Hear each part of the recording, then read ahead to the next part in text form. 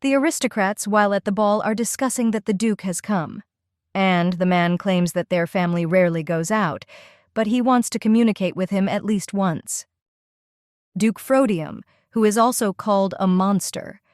However, the girl does not understand why he is called a monster, since he is not at all like him.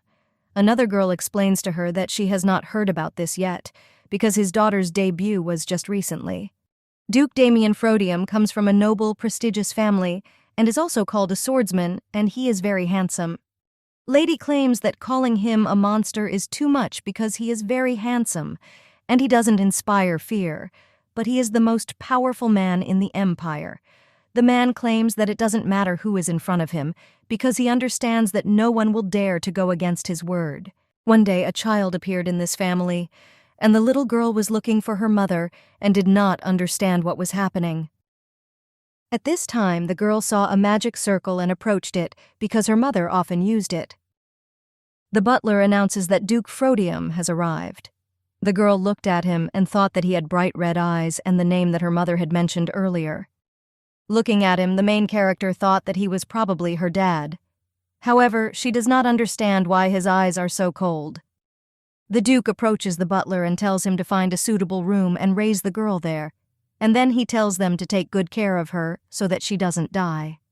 Hearing this, the main character thought that she was grateful that this man decided to raise her, but however, she understands that she does not like it.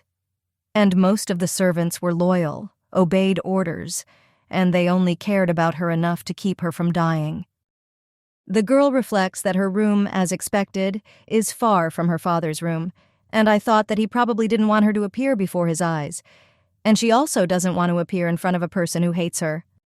The little girl remembers her mother and misses her most of all. Mom told her daughter that the moment would soon come when she would have to say goodbye to her. And at this time, the girl thought that she did not expect this to happen so quickly. The maids, being under the door, said that the girl was inside. Yes, when they entered her room, they tried to feed her. The maids looked at the girl with delight and said that she was very sweet. And at this time, the main character thought that there were only people here who cared about her. The maid says that the girl is very sweet, and even if her mother does not come back for her, someone will definitely adopt her. And at that time, the lady thought that no one could adopt her when the Duke was her father. And at this time, she claims that she is not nice, and the other maid says that she is very sorry for the girl. Suddenly, the head maid comes into the room and screams and asks what they are doing here. Hey, the maids explain that this is a child and such a beautiful one, and that's why they wanted to spend a little time with her. The head maid suggests that they do their work first, and then claims that they know how strict their butler is, and then he says that he'll stop messing around with this little thing. The young maid says goodbye to the girl and says that they are already leaving, and at this time the little girl waves her hand at them and says, "Bye-bye." Being alone in the room, the main character thought that most people did not treat her that way, and when it's time to eat, and she doesn't understand why they don't bring her food. The girl remembers that she eats alone in the room, and this is better than eating with her father, but they still don't bring food. And then she thought that she couldn't stand it anymore, so she would go to the kitchen. After all, Lottie understood that when she asked the maids about this, it would irritate them, and so she had no choice and she had to go to the kitchen herself. Suddenly, the little girl saw the gentleman, and at that time thought that she did not understand what he was doing here. After all, she knew that he should not be here at this time. Lottie remembers that her mother said that her father was not a monster, as other people say, but a real demon. Damien Frodium was a demon who loved to drink human blood, kill people, and terrorize the continent. At this time, the main character thought that she did not believe that the demons had disappeared, because she understood that stories appeared about them. And when she remembers that her father is a demon, she is even grateful for her situation. Lottie wonders what her father is talking about with Belant. The butler says that if the gentleman is interested, he can look for himself, and then he says that Lottie is right here. The girl heard this and quickly runs away, and at this time she thinks that Belant is a traitor and she does not understand how he was able to notice her. Lottie knows that her father hates her and thinks that if she appears in front of him, he will hate her even more. When the maid saw the girl, she was surprised and asked why the lady had taken so far. At this time, she thought about how she ran until she somehow ended up in the kitchen, and then he replies that Lottie came because she was hungry. The maid invites the girl to come into the kitchen and sits down, and then asks if she has eaten. The little girl replies that Lottie didn't eat because they didn't bring her food. And at this time, the maid says that they must have forgotten, and then asks what they will do, and he says that they only have food left for the servants, and the little lady says that this will do for her, and then thanks the girl and takes the bread. While eating bread, the girl thinks that her life is no better, but she must hold on.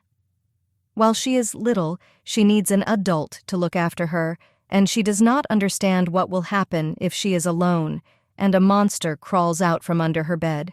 The little lady reflects that although she is not pampered here, she is not offended either, and so she will live quietly until she takes care of herself. At least that's what she thought until the next events. The maid, screaming, turns to the lady and says that if she runs like that, she might get hurt.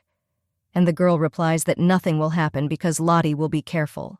After this, the main character bumped into her father a few times, but he didn't seem particularly interested in her, so they didn't talk. Lottie saw that her father was in his room and thought that at this time she could do some research. And then she ran into a room in which the doors were always closed. Well, when she opened it, she was surprised and thought that she couldn't miss this opportunity. Entering the room, the girl thought that it looked like her father's library, and then she took the books and thought about whether there was something interesting for her here. Suddenly the main character saw a book that was wrapped in a chain and was surprised. And then she thought that since Dad didn't tidy up, Lottie would do it for him. When the lady took the book, the chain around it disappeared and she saw that the book had no title, and this became interesting to her, and then she opened it. The girl saw that it was just a book with empty pages, but suddenly text appeared, and the lady thought that this was definitely her father's thing, and that's why this book is so cool. Lottie looked and thought that she could read something here. But then I was surprised, because I don't understand what kind of plot this is. Since she even read the contents 3 times, she refused to believe her eyes. After all, she did not understand why the contents did not change, no matter how many times she read. At first, the main character thought that this was a book that even a 3-year-old child could read, and then I realized that it was far from simple. The maid turns to the young lady and says that there is a story going around about her and asks if she knew about it. And this is the story of a simple girl from the Lopez family, Dahlia, who was taken in by the Frodium family, and it is even more fictitious than ordinary fictional stories. This is a story that inspires not only nobles, but also commoners who dream of rising in status. The story is about Dahlia, who lived in the Lopez family in bullying and hatred, after which she was sheltered by Duke Frodium, who felt sorry for her. The girl grew up and became a beautiful woman. However, Dahlia once found herself in a dangerous situation and was saved by some marquis, and then they fell in love with each other. The girl reflects that the stories about her lady, who is still studying, have gone so far, and it is very romantic. After all, many girls sympathize with her suffering. This story is about a girl growing up in misery who eventually finds her true love and happiness. The lady with silver hair reports that this story is not like the story about her, because she understands that she was never bullied. Hearing this, the maid asks if the lady is trying to protect her old family. Kind, angelic Dahlia thought that they didn't even know half of everything. However, despite her cold appearance, she is a gentle and warm girl. That's what everyone thought of her. The maid says that it would be nice if that girl was also added to the story and she could be a villain. A girl with silver hair heard this, was surprised, and asked what kind of girl she was. The maid reports that this is the daughter of the Duke, who appeared before her, and in fact, there are many who have not yet heard of it, because it simply barely existed. And so she is not even sure that this girl was the real daughter of the Duke. The young mistress reports that she is now interested and invites the maid to tell her more. The maid says that this girl is not the real daughter of the Duke and is not even adopted, like her lady, and she reports that she was terrible, and if she had her way, she would have become the ideal villain in the story about her good lady. The story seemed like a fairy tale because her peers liked those, where the doll-like heroine, who did not show emotions, received love, learned to love, and became happy. However, there is a problem. The main character is the so-called adopted daughter of Duke Frodium, and it's not that her story is very similar to hers. The main problem is His Highness, and the girl asks the Duke if she can ask her a question. The lady asks what is in this room and explains that the servants often told her not to go there.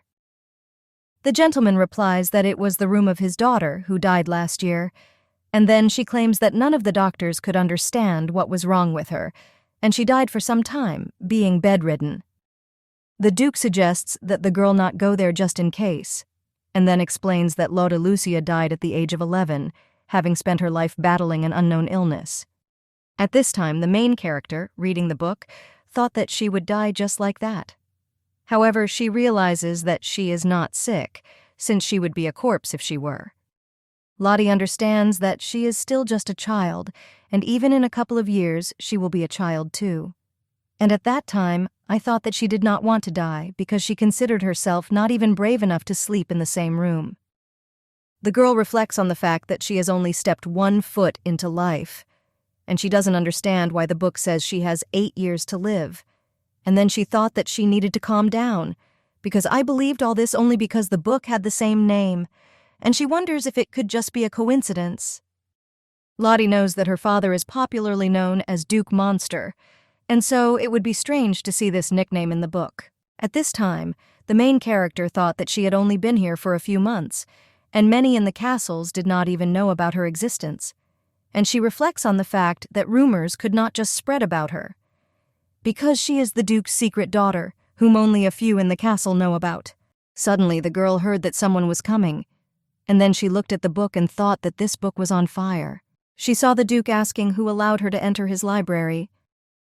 Lottie looked at him and thought that he could have simply called out to her and did not understand why he should have set the book on fire, since she could have been hurt at that time. And she realizes that the most unfortunate thing about all this is that her dad, apparently, will treat his adopted daughter well when she dies. At this time, the girl became sad that she would die, since there would still be bad rumors about her. Suddenly, the main character realized that since her death was already predetermined, then she would die no matter what she did. And then he replies that Lottie came in because she wanted to. And at that time, I remembered that the book said that my father was evil. The main character asks what if this was an important book, and at that time, I thought that in this case, she could do whatever she wanted. The father replies that he can understand this from afar, and then says that there are no important things in this place. Hearing this, the girl was surprised because this room is his library.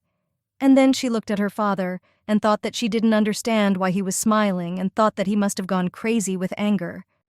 The main character thought that this was the first time she had seen her dad smile like that. And at that time, I thought that maybe his brain had burned out along with the book. The gentleman comes up to the girl and smiles, and she thought about what interests her, since he is probably one of those who finds interest in others. The father turns to the lady and says that she has been acting like a quiet woman all this time and asks if this is not so. The girl thought about how Daddy thought she was a quiet child, and then asks if Lottie shouldn't have kept her mouth shut and fit in this whole time. Damien says she seems to have done a great job with it, and then he takes her in his arms and says that he will first give her a role in this family, since she is his daughter. At this time, the main character thought that she did not expect this. At this time, the father turns to Veronica and tells her that he relies on her, and then he explains that the little lady needs a godmother. Hearing this, the girl was surprised, and then greeted the little lady. She says her name is Veronica, and she will be her assistant, and then she says she hopes they get along. At this time, the main character thought that this lady did not appear in the book, but she understood that Veronica was a beauty next to her dad, and she thought that she didn't have any close people here, and therefore it would be great to spend time with her assistant. The little girl talks about how Lottie wants to get along too, and at this time, she thought that she would use the remaining time to find out whether she would die or not. After some time, they found themselves in a room, and Veronica asks what they will do today. The little girl replies that she will draw Veronica. Late in the evening, Veronica turns to the little lady and says that she played a lot today and therefore must be tired, and then wishes her kind words. At this time, the main character thought that she did not have time to be alone, since this lady was always next to her. Since then, Lottie has always been with Veronica and understood that this girl had always been a busy person before. Suddenly, the main character remembered that she had decided that she would live as she wanted before dying. And at this time, she understands that she does not want to plunge into eternal sleep, and she thought that she should read this book again before she forgot its contents. Lottie realizes she has some time before lunch with Daddy, and then she tells Veronica that she will play under the blanket, and therefore suggests not to disturb her. The main character of the book is Dahlia. One day she was adopted by Duke Frodium for no known reason, and in less than a year of living with their Duke, she was transferred to the academy, and there she met her lover. In a dying world where demons wreaked havoc, they did not save the world and did not sacrifice themselves for the sake of the world. These two existed only for each other. And at this time, the main character thought, what about her? Because she understood that after her death there was no mention of her, no history. The only mention was to compare Dahlia to the Duke's dead daughter. The girl understands that following the book, her illness is incurable, and she cannot avoid death. Dad, she understands that there is nothing in this book that will help her, and she wondered if in reality everything would be exactly as in the book. However, Lottie realizes that it is strange that demons should suddenly appear and destroy their world, and she understands that now demons cannot appear either, and the future in the book is simply fictional, and she will not die from the disease, or the future in the book is true, and the demons that have already disappeared will appear again one day. The lady understands that if the choice were hers, she would choose the first option, because the second option is too tragic, but it will be after her death, and somehow she doesn't care. Veronica turns to the little lady and tells her that if she is hungry, they can go eat, and then he says that you can eat a little earlier one day. When the girl heard this, she was surprised and asked if it was true. And then she thinks that then she won't have to eat with Dad. And that's why she seems to be doing great, because she likes to eat alone. The little lady thought that today she would eat alone, and then ask that food be brought to her room like before. But when they sat down at the table, she saw Dad and thought that she didn't understand why he came so early, because she read him as a busy man. And I thought that maybe Dad would be more comfortable eating alone. The girl reflects on the fact that a lot of things have changed that happened in the library. The Count turns to the girl and asks why his daughter, who is always late for lunch, came so early. The little lady replies that Lottie is hungry, and then he asks if Dad is busy and says that he usually works at this time. The gentleman reports that he can find time for lunch with his daughter. Hearing this, Veronica was surprised, because since when did he have free time, and asks about it. The father asks the girl if she is really very hungry, and then he says that seeing this, he gets the impression that the servants working in the kitchen are not fulfilling their duties at all. The maid brought lunch, and this time the girl thought that she was about to eat well. But suddenly she doesn't understand why the knife doesn't cut. And I thought that when she eats outside the room, her hands don't feel like they belong to her. However, the lady realizes that the problem may not be with the knife, and at this time the knife jumps out and falls right in the father's face. Seeing this, the girl was very scared. People call Duke Frodium the Monster Duke, because his true nature is evil and cruel, and he is a true demon. He is a cold man who would not shed a tear even if he was pierced by a sword. At this time, the main character thought that even if there were such rumors, it couldn't be that her daddy didn't feel pain. And then, screaming, she says that she doesn't understand what she's done and says that there's blood on Daddy's check. The little lady runs to her dad and at that time falls. However, she does not understand why she fell, because she feels that it is not the floor, because it is very soft. The father asks his daughter if she is okay, and the girl replies that she is fine, and at that time she thought that she needed to take care of her father's wound. The Duke suggests that the lady be more careful next time, and the little girl says she's sorry she hurt her daddy, and at that time she thought that he must be more angry than she thought. Her father says he was worried about her and then pats her on the head. At this time, the girl thought that he was not angry but worried about her. The main character reflects on the fact that she thought her daddy hated her, but it seems she thought it wrong. And he reflects on the fact that he doesn't hate her, but he still doesn't understand why he was so cold when they first met. The girl understands that dad got hurt because of her, and then she remembers how her mother relieved her pain. When she was lying in bed, her mother said that she got sick again because she did not listen to her, and the little lady screaming says that she hates her mother. However, the lady claims that she loves Lottie. Mom says that since she is so sick, maybe she should use spells on her. The main character hugs her father, and then touches his cheek and says that the pain has gone away. However, at this time she thought that she did not understand why Dad was not answering, and she asked why the spell did not work. The father replies that the spell worked and reports that the pain has passed. And at that time the girl thought that if the spell worked, it means that she inherited her mother's magical power. The Duke invites his daughter to return to her place, and then asks if she doesn't hate him. Hearing this, the lady doesn't understand where Dad got it from, because she thought it was the other way around. Lottie reflects that Dad had many reasons to think this way, just like she did. After all, she understood that the services were always afraid of Dad, and therefore she behaved cautiously, but she did not hate him and tells him about it. The father agrees with his daughter and invites her to sit down and eat. At this time, the girl looked at the table and did not understand when he managed to cut it all. And then he says that Lottie will happily eat. The daughter reports that Dad does not eat and says that she was always told to finish her food, and therefore she claims that he will be scolded. Damien says he wonders who would dare scold him. The daughter says that Dad should be an example for Lottie. Hearing this, the gentleman says that it seems that he has a rather dangerous daughter, and the girl claims that he needs to be kind to his daughter. And at that time, I thought that she could really communicate with him like that. The main character understands that the gentleman is kind to her, and it turns out that he did not hate her. However, she doesn't understand why she still cares. Lottie knows that children are sensitive and assumes that is why she feels it, that he definitely didn't see her when she first moved here. He remembers the first time he saw her, and she had thick black hair, but her eyes weren't as bright as Damien's, but they still stood out.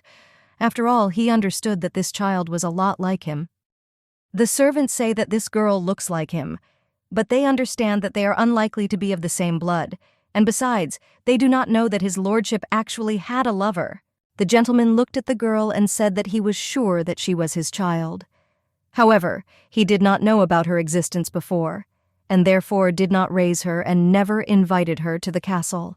Damien found where the magic circle came from. However, he realized that the problem was that it was a very isolated place, and he knows what the appearance of this child must mean. The woman suggests Damien not to come here anymore, since he is unlikely to be able to get through the forests again. However, the master knows that the woman imprisoned in those forests died, and he reflects on the fact that it is not the fault of this child. However, even if this is so, then he has no right to blame her.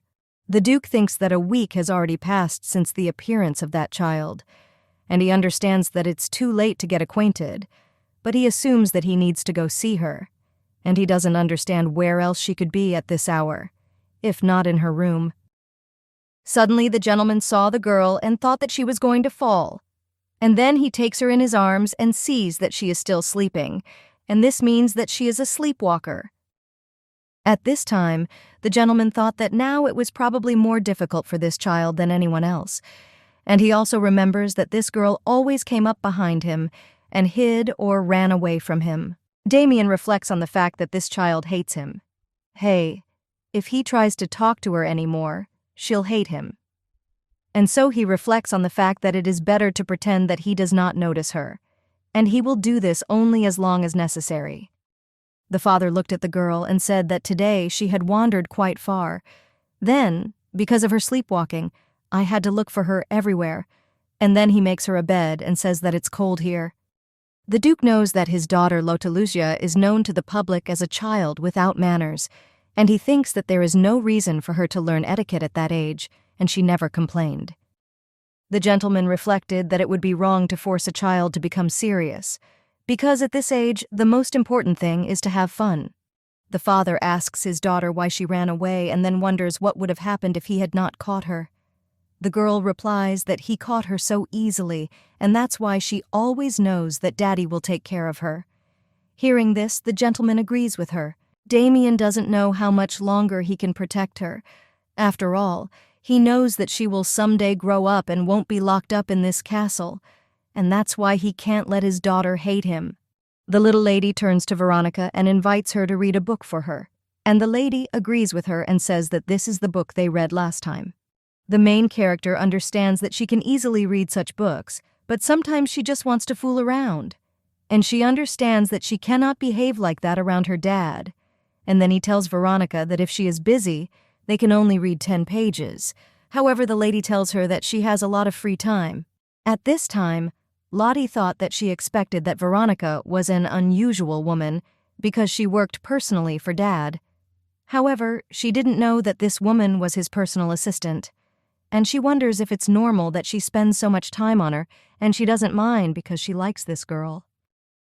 Veronica reads that people have gathered all their strength to fight evil demons, and then the girl says that Veronica is not evil, and the nanny claims that what she says is true, and then screaming she asks how she knows. The girl replies that she understood immediately, and therefore believes that this is not a problem. Veronica agrees with her and says that it's just that usually only demons are able to distinguish other demons.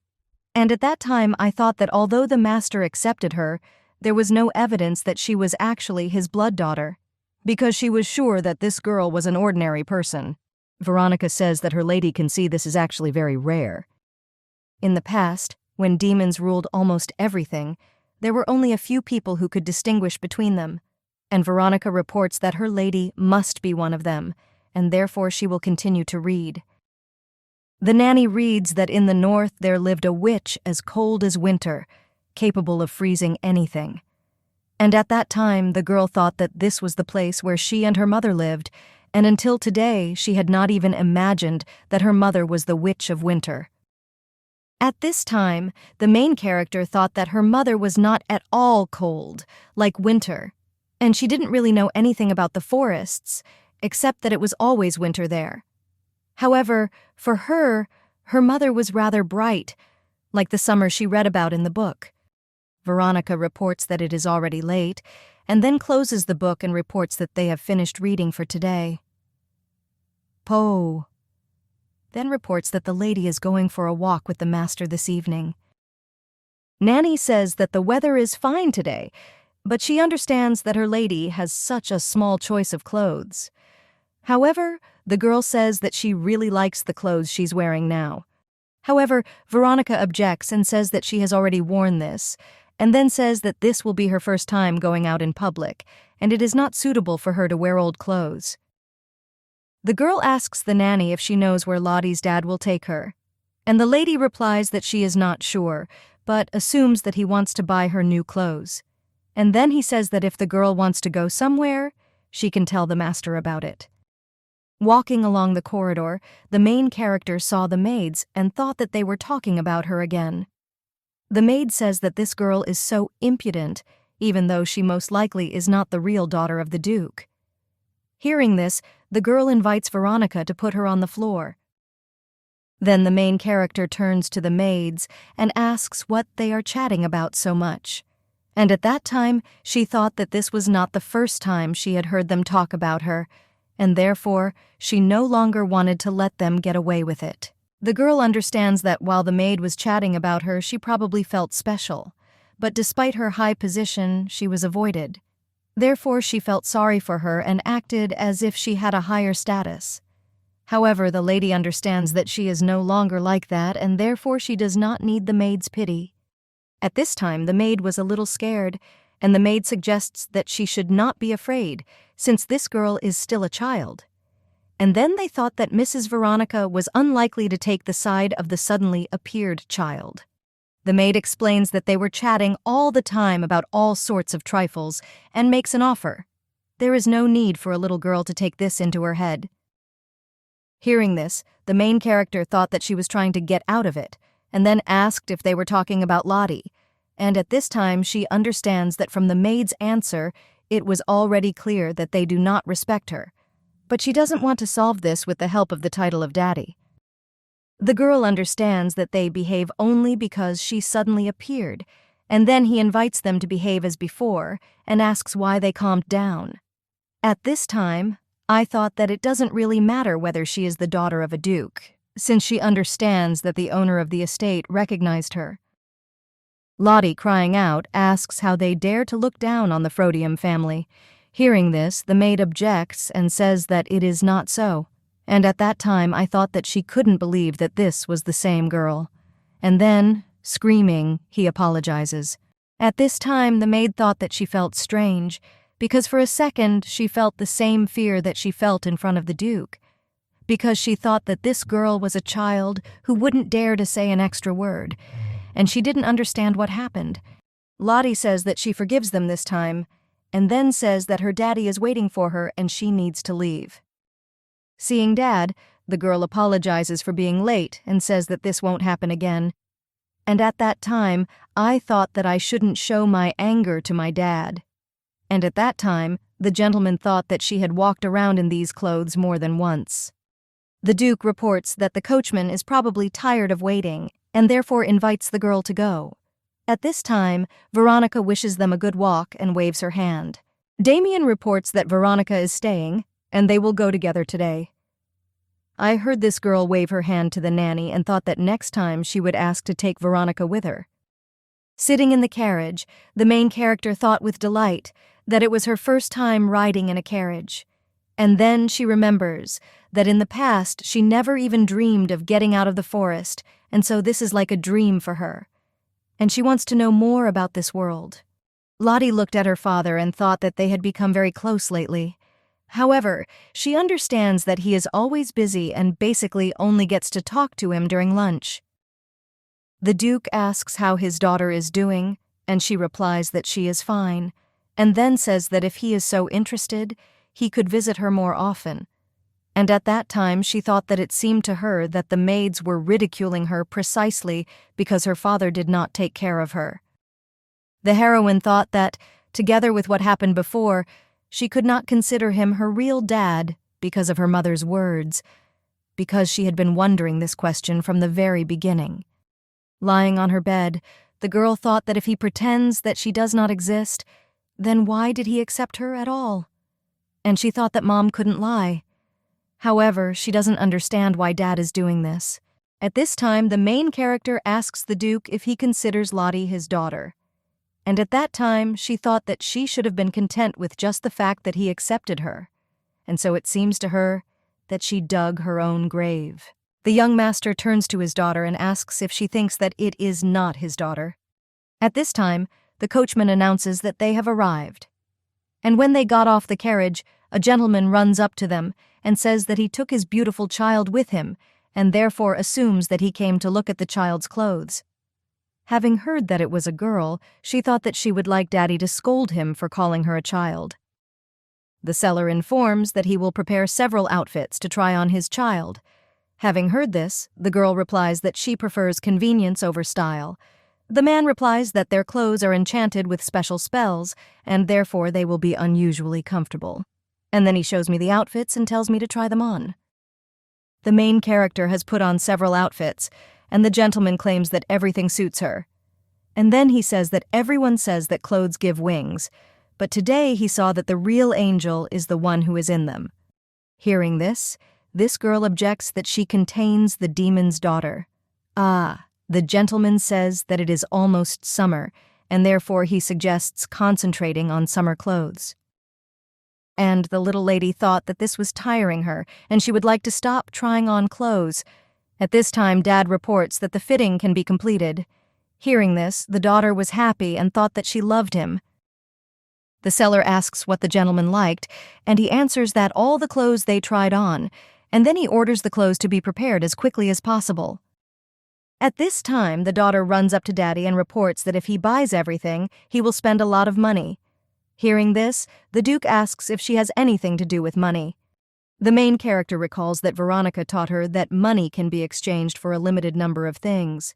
And also, no matter how much candy the young lady wants, they need to be taken care of because there is a limited number of them. And then the girl claims that this is exactly how she was taught. Dad says that he will buy everything here. Hearing this, the seller was surprised. However, the Duke claims that he buys everything in the store, and in the end, everything happened as Daddy wanted. And the seller announces that he will alter the clothes and send them to his estate. Having heard this, the girl was happy and thought that now they would go home. While packing the clothes, the seller asks the gentleman if he is doing this for charity. However, the Duke told him to watch his language and then claims that this girl is his daughter. The seller apologizes and says that he did not know that this girl was an adopted daughter. At this time, the main character does not understand what happened since the Duke's expression has changed, but the situation has noticeably worsened. The gentleman asks how he dares to call her his biological daughter adopted. When they arrived home, Veronica met them and told the gentleman that she would take her daughter to the room. However, the Duke objects and says that he will do it himself. The assistant claims that the young lady looks tired, and this is probably due to the fact that she went out in public for the first time. Damien says that he is the first to see Veronica greeting someone like that at the door, and she replies that she cares about the young lady, and then the Duke carried the girl to bed and wished her good night. At this time, a little boy uses magic to say that the new child in the Freudium family is on Damien's estate, and they need to get him now for their owner. And he also can't believe that there is a new daughter in the house, and it looks like he'll have to check it out for himself. The butler reports that his lordship has put aside all his work to go out with the lady, and the gentleman looked at the paper and then asked if he should sort it all out himself, and the assistant claims that he himself knows that he would not trust this to others.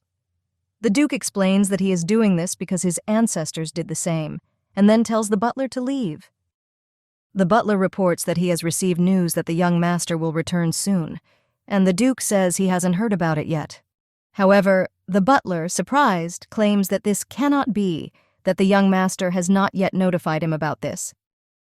Damien looked at a lot of sheets and then said that he believed it would be difficult to find in this pile, and then asks how the butler knew about this. The man explains that the young master, of course, foresaw this situation and contacted him, and at that time he thought that he knew that his father would not read the letter. The Duke reports that the young master knows him well, so he will check next time, and then he wondered if he knew about his daughter. Damien realizes that lately his reign hasn't been hiding his true emotions at all, and the day when they went to the store was somehow unusual, and judging by the expression on her face, she didn't want to say it out loud. The gentleman asks the butler if he remembers the day when he and his daughter went to the city. The man replies that he remembers, and the Duke asks what happened that day. The butler explains that it seems the lady overheard the maids gossiping about her, and they also said that the lady was not his biological daughter, and that one day he would throw her away. Hearing this, the Duke invites the butler to deal with this situation. At this time, Damien thought that he was keeping his distance so as not to scare her. However, I did not expect that it was such a rumor, and therefore he understands that he will have to formally declare her part of the Freudium family. The gentleman says that gossip is quite useful, and then he asks the butler if people don't like dramatic stories. Formerly Duke Freudium, he kept his beloved woman a secret. However, she left their world very early, and there are rumors that the Duke valued his daughter from this woman so much that he hid her on the estate. It only took a little time until rumors spread throughout the capital. At this time, the main character went to the door and thought that this is Dad's bedroom and he can't be here at this hour, since Dad is usually in his office at this time. The main character opens the door and says that today she will study this room. The girl, being in her father's room, thought that she looked rich, but somehow gloomy for a bedroom. Walking around the room near the bed, she saw a picture of Dad and thought that his face was emotionless, as always. And I thought that Dad was so handsome. Suddenly, in a large portrait, she saw a boy with black hair, and he looked like her. And she understands that if she were a boy, she would look like this too, since only their eye color is different. Suddenly, the girl heard her father calling her, and at this time her heart sank to her feet, because he always appears so suddenly. Dad asks if the girl is having fun, and she replies that Lottie is not happy at all, and says that she did not know that Dad would be here, and at that time she thought that she needed to leave. The Duke asks if she would have come in here if he was inside. The girl was surprised and then asked if she could come in here.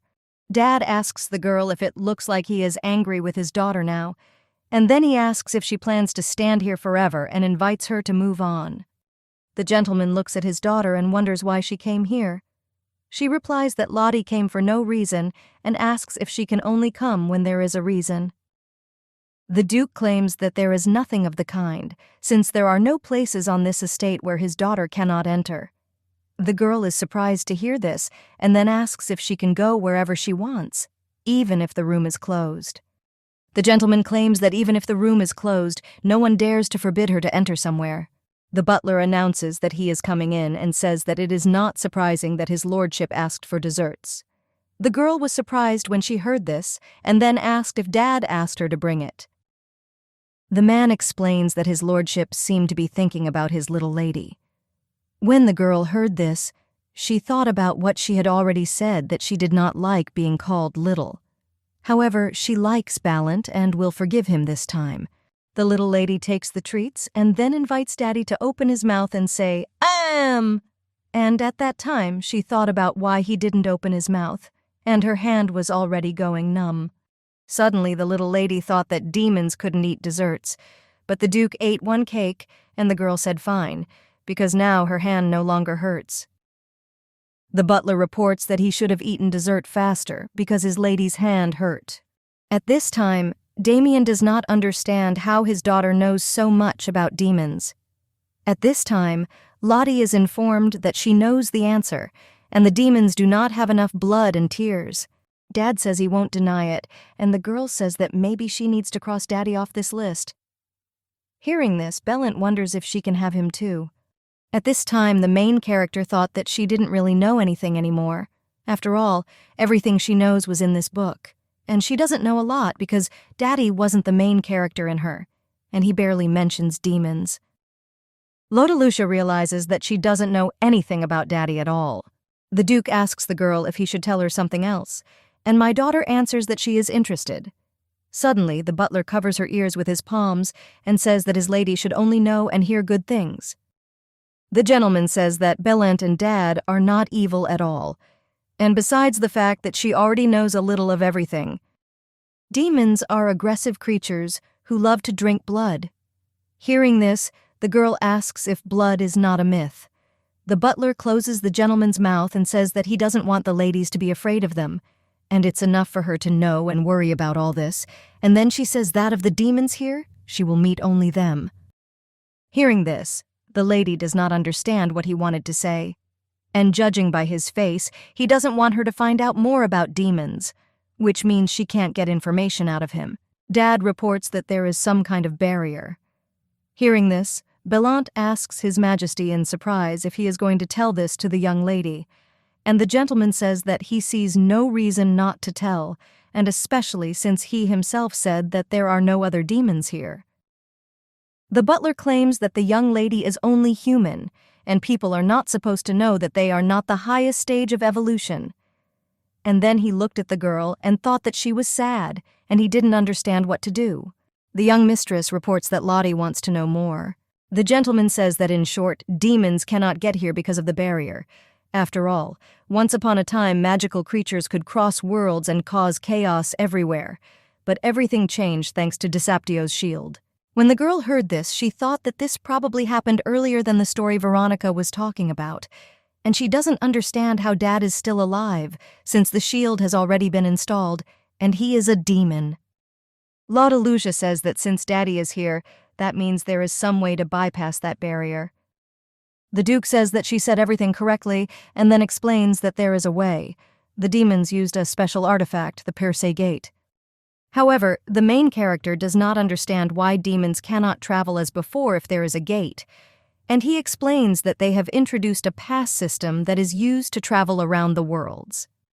The girl thought that Veronica said that the Frodium family has great influence even among demons, and probably because of their status, it is easy for them to get permission.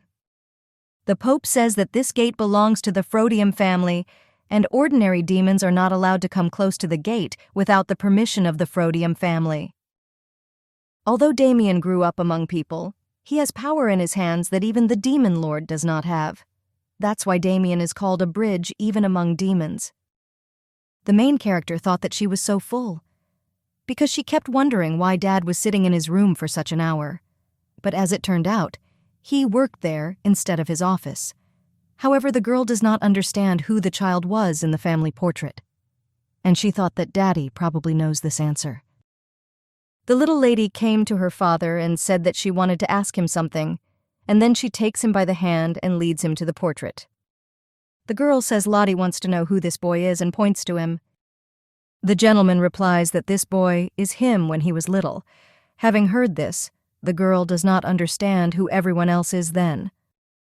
Damien explains that this is his family. When this girl heard this, she was surprised and thought that she didn't know if she could tell her this, and then asked her daddy if he had a mom and dad. The Duke explains that he does not have parents who gave birth to him, but there are those who raised him. Hearing this, the girl thought that it reminded her of a story that her dad told her before. There are 2 ways a demon can be born. The first is the same as people have from the love of a man and a woman, but demons very rarely fall in love, and therefore this method is not common. Instead, most are born the second way. They are born together with animals, who will then protect them. If a demon born in this way does not meet good guardians, he will turn into the same animal. The gentleman says that good guardians are very difficult to find, and for this Damien is very lucky. Being a demon, he was able to get into this human family. The daughter asks if this is his mom and dad, and he replies that she is right, and then shows his brother, and he says that he was his own, the son of his adoptive parents, and therefore should have become the heir of the Frodium family. The girl wonders why Dad became a duke, and he explains that his father had no other brothers or children. Damien remembers that when his father was lying on his bed, Tu told him that he had heard a lot about him from his grandfather, and then he apologized for his ignorance and explained that he could not greet him properly. The gentleman tells his daughter that since childhood it was hard for him to leave the surname Frodium. Well, since he is a demon, he will have to leave this surname to a person so that it can be passed on from generation to generation. At this time, the girl thought that when Dad talks about his family, his eyes are filled with very strong love. Lottalucia reflects on the fact that people call Daddy Duke a monster because they don't know his other side, and she knows that he behaves like a man. The little lady tells Daddy what must be. He loves the Frodium family very much. The father replies that she is right, and then explains that it has always been difficult for him to show it, and therefore, no matter what happens, he always has a place where he can return. And even if his home disappears, he will still have a place where he is welcome and accepted. At this time, Veronica says that the lady never asked about her mother or tried to look for her. The gentleman asks if this book is about raising a child, and the assistant reports that she is reading this book on child development. And then their physical growth is reported to be slower, but their mental growth is much faster than that of humans. And she says that this is very noticeable in the young lady and tells the gentleman about it so that he knows. Veronica says that when she looks at the lady, she is just like a human child and not at all like a demon, and from the very beginning, she did not try to look for her mother. However, her health suffered from stress and change of environment, but the girl never complained. And the nanny remembers that there was an incident that happened recently, and then says that she does not understand what kind of child behaves this way. Veronica understands that even if she did not inherit her mother's magical power, she definitely adopted Lottie's mother's wisdom, and this is noticeable even at such a young age. The nanny assumes that Lottie probably understands that she will never see her mother again, and she finally realized that she had been lost in the forest before.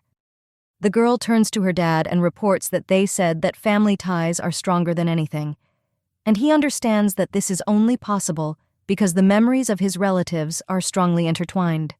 Blood connection, but complete indifference to each other. The gentleman understands that a loving family cannot look like this, and then he tells his daughter that he wants her to remember that she can always return to this place. Hearing this, The girl thought that she had felt for a long time that she had been waiting for these words for a very long time. Lottie reflects on the fact that she can pretend to be a bright and happy child all she wants, but the truth is that she misses her. And although they were locked in the forest, it was their forest, and they felt good there. And there was not a single day when she did not think about her mother. Dad asks the girl not to cry and explain that he didn't say this to see her tears, and the little lady realizes that now she has a place where she can return. The main character hugs her father and thinks that she is now safe, and therefore everything is fine. However, the girl understands that she was thinking this until an unexpected guest appeared at the estate. The next morning, the girl saw Veronica and reported that she heard something interesting yesterday. Lottie heard a story about a woman whom Daddy loved very much, and now they have a daughter, whom he simply adores and therefore hides from everyone. And she doesn't understand how people can invent such sweet stories about his daddy, and apparently everyone loves him very much. Hearing this, Veronica thought that her lady had made up this story. Little lady, wondering what happened to those maids last time. And Veronica thought that the young lady needed to know only the good news, and then say that they were sent back to their home island. Lottie says it's kind of noisy today, and the nanny explains that today they are preparing to receive guests and vacating the necessary rooms. Hearing this, the girl was surprised and said that they have special rooms for guests. At this time, Veronica thought that the young lady was already aware of the events, and she didn't understand why she reacted like that. And then he says that the young lady's older brother is coming today. When the main character heard this, she was surprised, because she did not know that this could happen. And then she runs out of the room and thinks that nowhere does it say that she has a brother. Entering the corridor, she met the butler, and he introduces her to young Master Bikan and informs her that he is the young lady's older brother. The young master says that he did not receive any news that the father accepted the child, and then she claims that she is now a lady. At this time, the girl looked at him and thought that he definitely hated her, and she doesn't understand what she did to him, and then she runs away. Sitting in her room, the main character reflects on the fact that she does not understand why she ran away then, and she has the feeling that her brother only hates her. Sitting at the table, Lottie asks where Daddy is, and the maid explains that he told the girl to have dinner alone today. Having heard this girl does not understand why Dad does not eat with her. The main character thinks that when his son showed up, her dad no longer needed her, and that's why she's sad just at the thought. And then she thought that everything might get better when she woke up. The next morning, the girl thought that nothing had worked out, and he saw Lady Veronica upset and asking what happened. Lottie realizes that the nanny knew everything about him too, and then asks if she is good friends with Bihan. Hearing this, the nanny says that it seems to her that she has already met him, and then she explains that she has known him for a long time. Lottie talks about how she wants to play outside, and at this time Veronica thought that maybe a walk would calm the situation a little, and he says that he will accompany her, but the girl objects and says that today she wants to play herself. Coming out of her room, the main character thought that she did not expect to meet her brother as soon as she crossed the threshold of the room, and at that time I thought that now she wants to go back. The young master touches her hair and says that he finds it strange, but the girl hits him on the hand, and he says that no matter how you look at it, she's not Dad's taste, and he says that Dad likes blonde hair better. And also, the brother claims that Dad loves blue eyes, not red, and he says that he doesn't understand how she got here. At this time, Lottie thought that he was making Dad look bad, and then he says that Lottie isn't interested, and that's bullshit, and then he says that she's Daddy's daughter, and he says that she doesn't want to talk to him and invites him to leave. Bihan reports that she doesn't seem useful at all, and he wonders why Daddy accepted her into the family. Hearing this, the girl thought that he was strange and was infuriating her, and he still wouldn't get rid of her. The main character approaches her brother and says that he said something about tastes and benefits, but there is no need for a specific reason because she is his daughter, and then asks if he's here for a reason. Bihan claims he is special.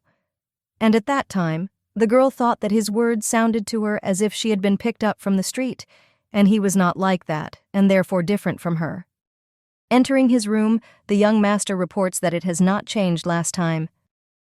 Bihan rubbed his finger on the table and said that there was no speck of dust, and that was good, because he had warned about his arrival in advance, and he thought that what he had said was true. The boy reflects on the fact that while his father was busy with the affairs of the empire, he was doing everything related to magic. And in recent days, his workload has increased greatly. The young master thinks that this is the first time he has done something like this, and his father is fine. After all, just in case, he used magic to monitor the estate, and he looked around and then returned. But one day, Bihan noticed that Duke Frodium had adopted a girl. While in his room, the boy thought that the gentleman had transferred so much work to him, and upon his return, there was even a strange girl waiting for him, and he thought that his eyes were deceiving him. And then he looked out the window and saw the little lady and thought that she was heading towards the entrance. At this time, the young master thought that the lady was planning to run away because of what had happened, and she thought that he would remain in this family at any cost, and she was ready to get rid of the surname Frodium because of some stupidity. Lying in his bed, Bihan says that nothing will happen anyway, since the gate is now closed and he has fallen asleep. A few hours later, the young gentleman gets out of bed and says that he left the entrance to the terrace open, and then he wondered if Lottie was back. The boy thinks that this should not worry him, but if his sister does not return, she will get caught in the rain, and he doesn't understand why he should worry about this since she is a child receiving the care of her father. Bihan thinks that if the lady gets caught in the rain, she won't die. However, he understands that she can die since she is a person. At this time, the main character hid under a bush because it started to rain. The girl was mistaken when she began to look for shelter from the rain, because she thought that the rain would pass quickly and stop. However, Lottie realizes that the rain will not stop soon, and she doesn't know how long she will have to hang around there, and when she returns, she will again be of no use to anyone because of Bihan. The lady understands that the rain will not stop for a long time, and no one will know that she is here and no one will come for her. Suddenly the girl heard Bihan's voice, who said that he did not find it. And then he gave her his cloak and said that now she has something to cover herself with. At this time, the boy thought that thanks to the fact that his sister had found a suitable place, she did not get wet as much as he thought. And therefore, he thinks it will be good. Bihan invites the girl to go back, since the rain has already stopped. Walking behind the boy, the girl thought that he was fast, although much taller than her, and at this time he reflects on the fact that she is slow. Suddenly the lady saw that her brother slowed down and thought that he was more wet than she was, and she understands that he specifically came out to look for her in such rain, and she thought that she had the same misunderstanding with him as with Dad. And Bihan doesn't hate her at all. However, the girl heard him say that he hated her, and at that time I thought that she was counting on this at dawn. The boy says she has no idea how hard he worked to get his father to come, and he asks why it's so easy for her. At this time, Veronica turns to the young lady and says that she is very wet, and she asks why she went to the very entrance. And then she says that she should have returned as soon as it started to rain, because she might get sick, and invites her to immediately go to bed. Bihan reports that he is leaving, and hearing this, the girl thought that he got more wet and her. Late at night, the girl opened her eyes and does not understand why she ended up in the main corridor, since she fell asleep in her bed. And at that time, she thought that she needed to go back. Suddenly, the girl heard voices and wondered who was talking so late at night.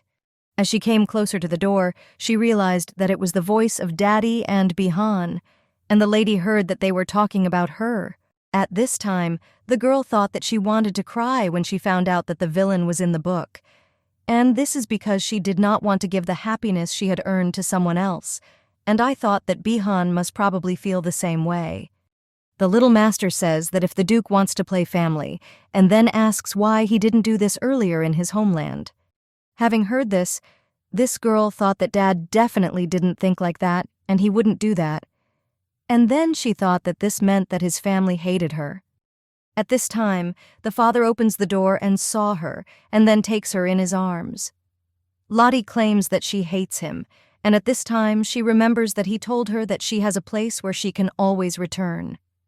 And when she heard these words, she does not understand what she should do now. The Duke claims that it would be good for him to know the reason why his own daughter hates him. The girl claims that Daddy told Lottie he would give her a place to come back to, and then reveals that Lottie's family doesn't like her.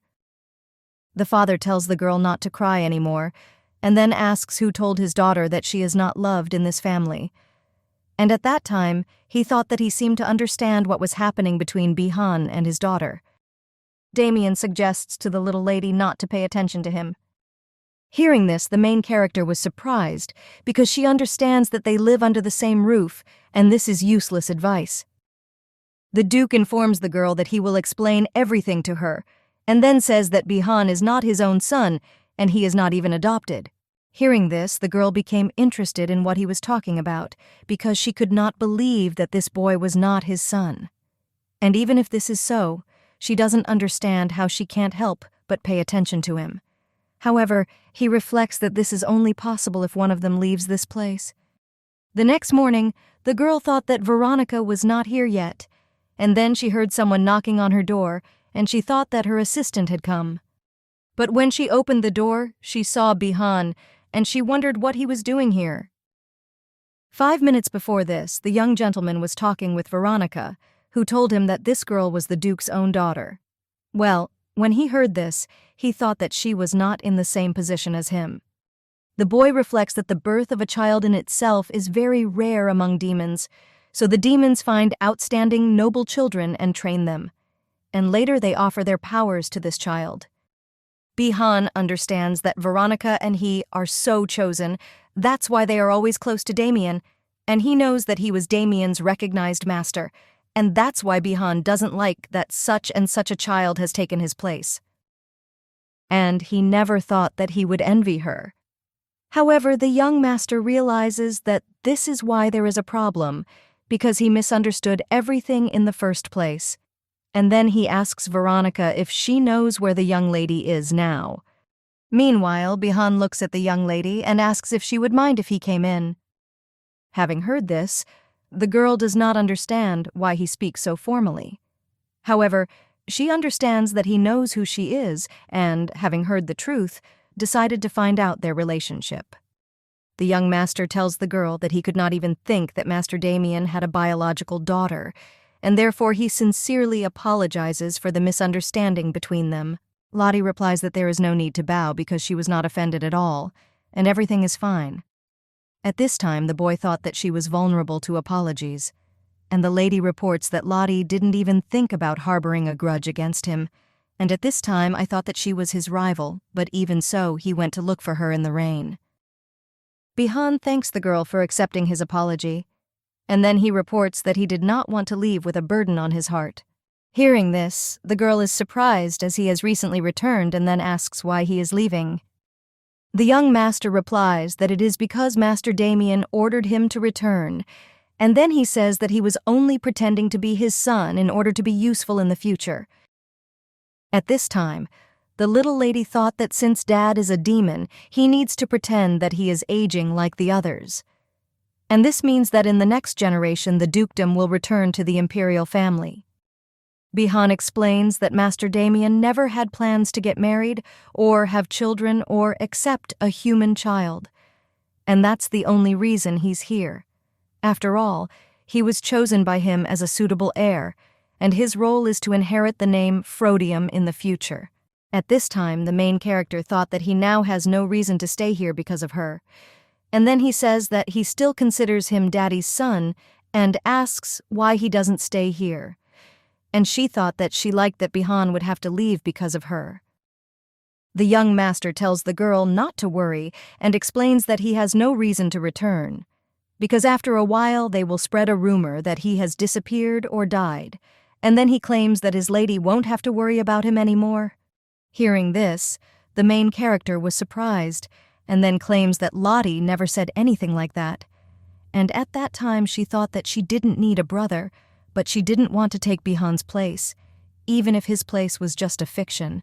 The little lady asks the boy not to leave and says that they can just live together like brother and sister, and then she says that having an older brother wouldn't hurt her. The girl saw Bihan's surprised face and then asks if he doesn't like being Lottie's brother.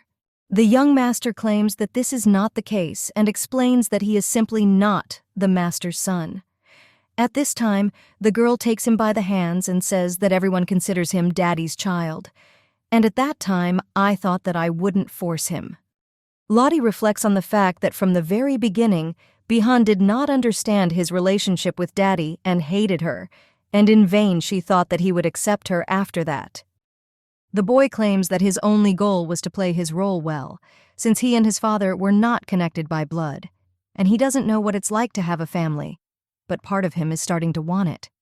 And then he says that she is his little sister, and says that maybe he will feel good in the so-called family. The next day, the main character heard that her brother had left and did not understand why he did this, since yesterday he said that he would be her brother. The father explains that he left because he had business to do and was only visiting for a while, and therefore he must finish his business, and besides, his daughter and Bihan did not get along. Lottie says he's right and then claims they've already made up. While in her room, the girl says that Bihan initially did not want to be her brother. Well, suddenly she heard a voice saying that this was not true and saw black smoke. At this time, the main character got scared and thought that she doesn't know what it is, but it adjusted when she started talking about Bihan. Lotta addresses the black mass and asks if it knows Bihan, and it answers that he is its owner. The girl says that if it belongs to Bihan, then it means he delivers his words, and then asks if it can send the boy a message from Lottie, and then invites him to say that Lottie became happy when he said that he would be her brother, and he's still Lottie's brother, even if he's not around. At this time, Bihan replies that it's good, and then they call her their little sister. A couple of weeks later, the little lady invites Veronica to play hide and seek and tells her that Lottie will be looking for her. At this time, Veronica agrees with her and then reports that she is going to hide. Lottie begins to count and then suggests to Veronica that she carefully hide, otherwise she will see her blonde hair, and then she announces that she is going to look. When the little lady was looking for Veronica, she saw Bihan and then asks what happened, since Dad said he left. The boy reports that he has returned and has already agreed that he will live here with her, and then he reports that he only had to transfer his work to another person. The girl asks in surprise if that's why he left. The guy was surprised when he heard this and asks if Dad really didn't tell her anything about them. And the little lady replies that she doesn't know anything. Bihan asks Lottie why she is here alone, and the girl replies that she went to play hide and seek with Veronica and then invites them to search together and go home. Lottie whispers in her brother's ear that it's not fair at all, but he can use magic to find Veronica. Hearing this, the young master laughed, and the girl does not understand why he is laughing. Bihan explains that unfortunately this is not possible, and he cannot use magic here.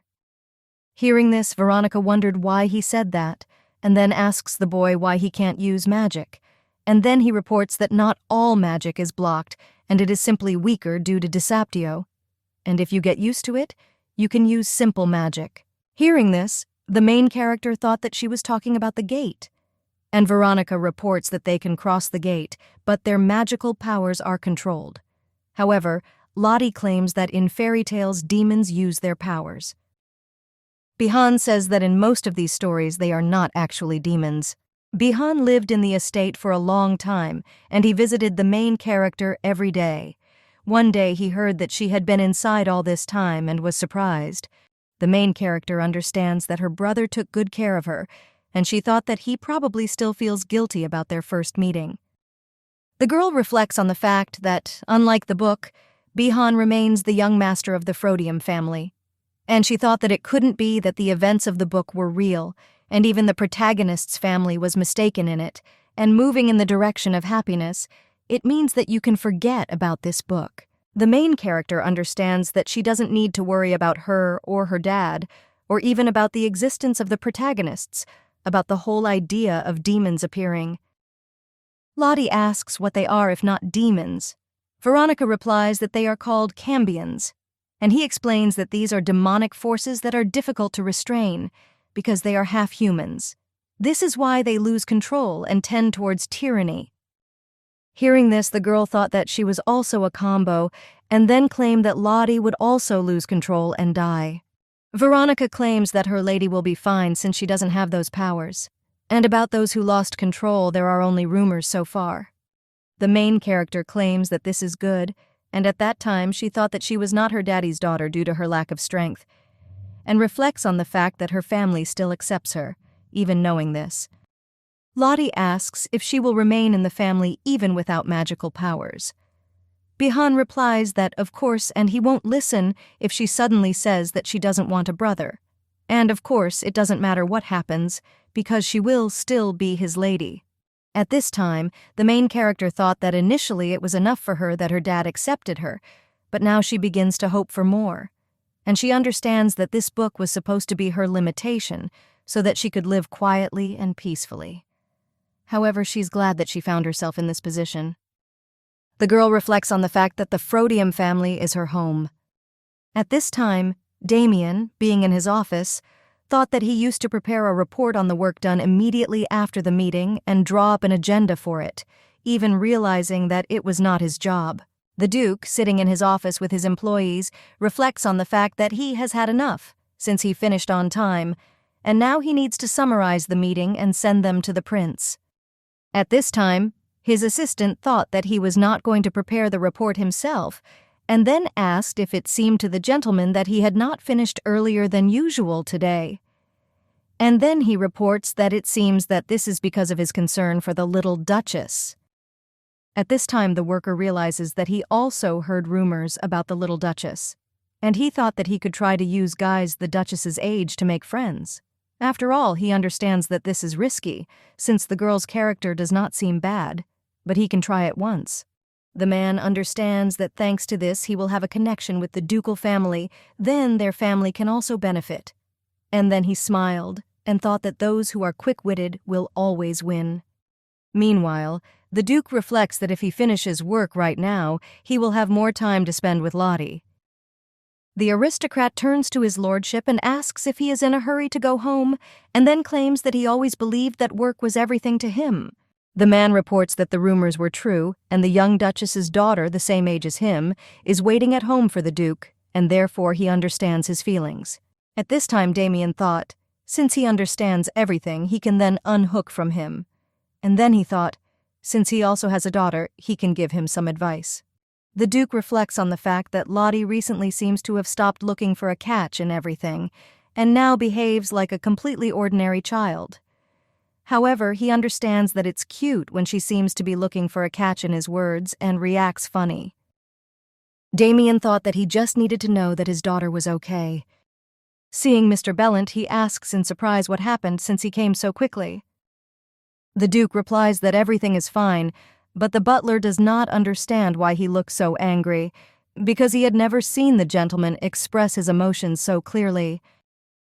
Looking out the window, Damien reflects on the fact that today he doesn't particularly want to work, and he feels sorry for spending so much time on work when his daughter is waiting for him at home. And so he wants to quit all his work and go outside. Hearing this, Bellant asks in surprise if he is going to the demon world, and then he claims that this is impossible and invites him to think about the little Duchess. The lady put on her new dress, and seeing her, Veronica reports that she's beautiful. The main character reports that Veronica is also very beautiful today, and the older brother suggests that the girl be careful not to fall. Bihan asks Lottie what kind of shoes she has. The girl explains that when she and her dad bought clothes, the owner gave them to them. Hearing this, the guy was surprised, and Lottie reports that they also ate some delicious food. Veronica became interested in what they ate and reports what she will ask to bring. The girl explains that she tried it for the first time, so she didn't remember the name, but she remembers that it was very sweet. Veronica asks if this means it was sweet and cold, and then says that she will ask to cook it.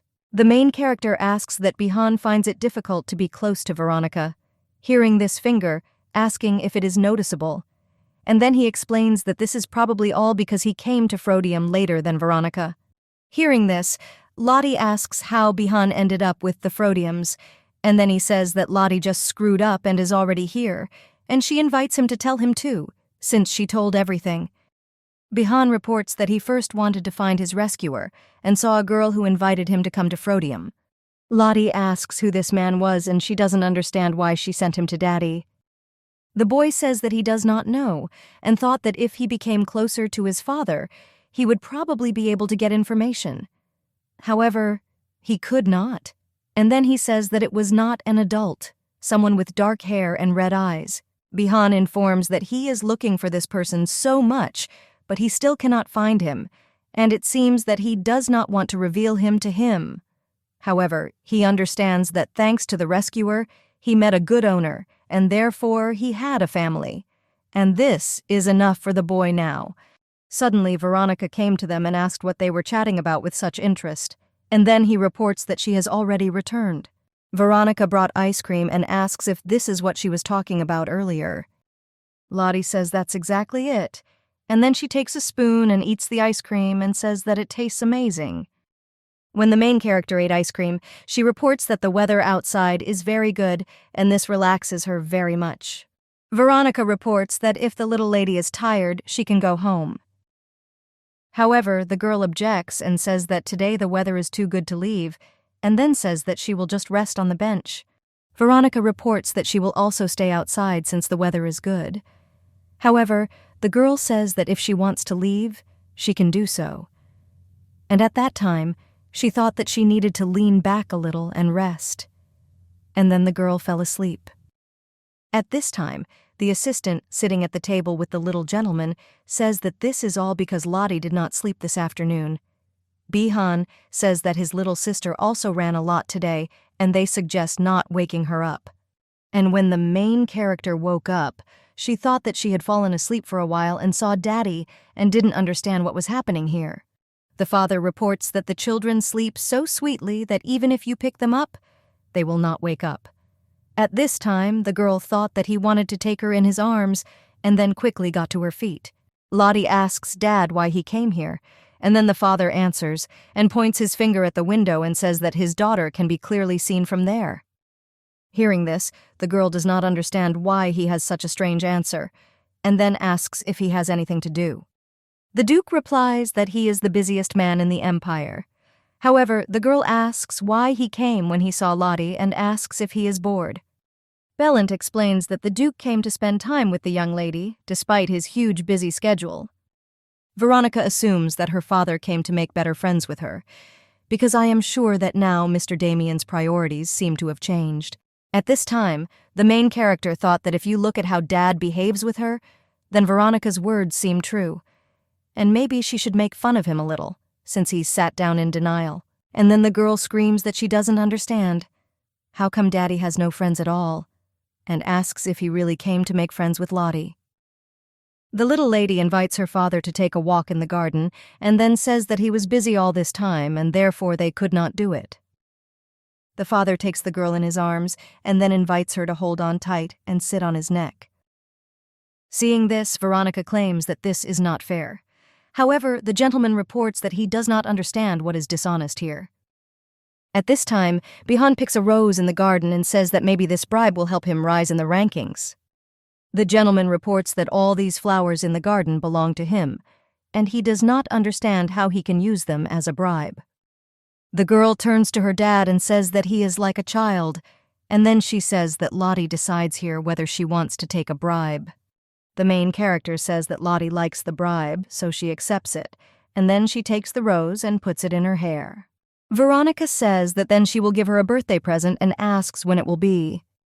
Hearing this, the girl was surprised and asked if demons also celebrate birthdays.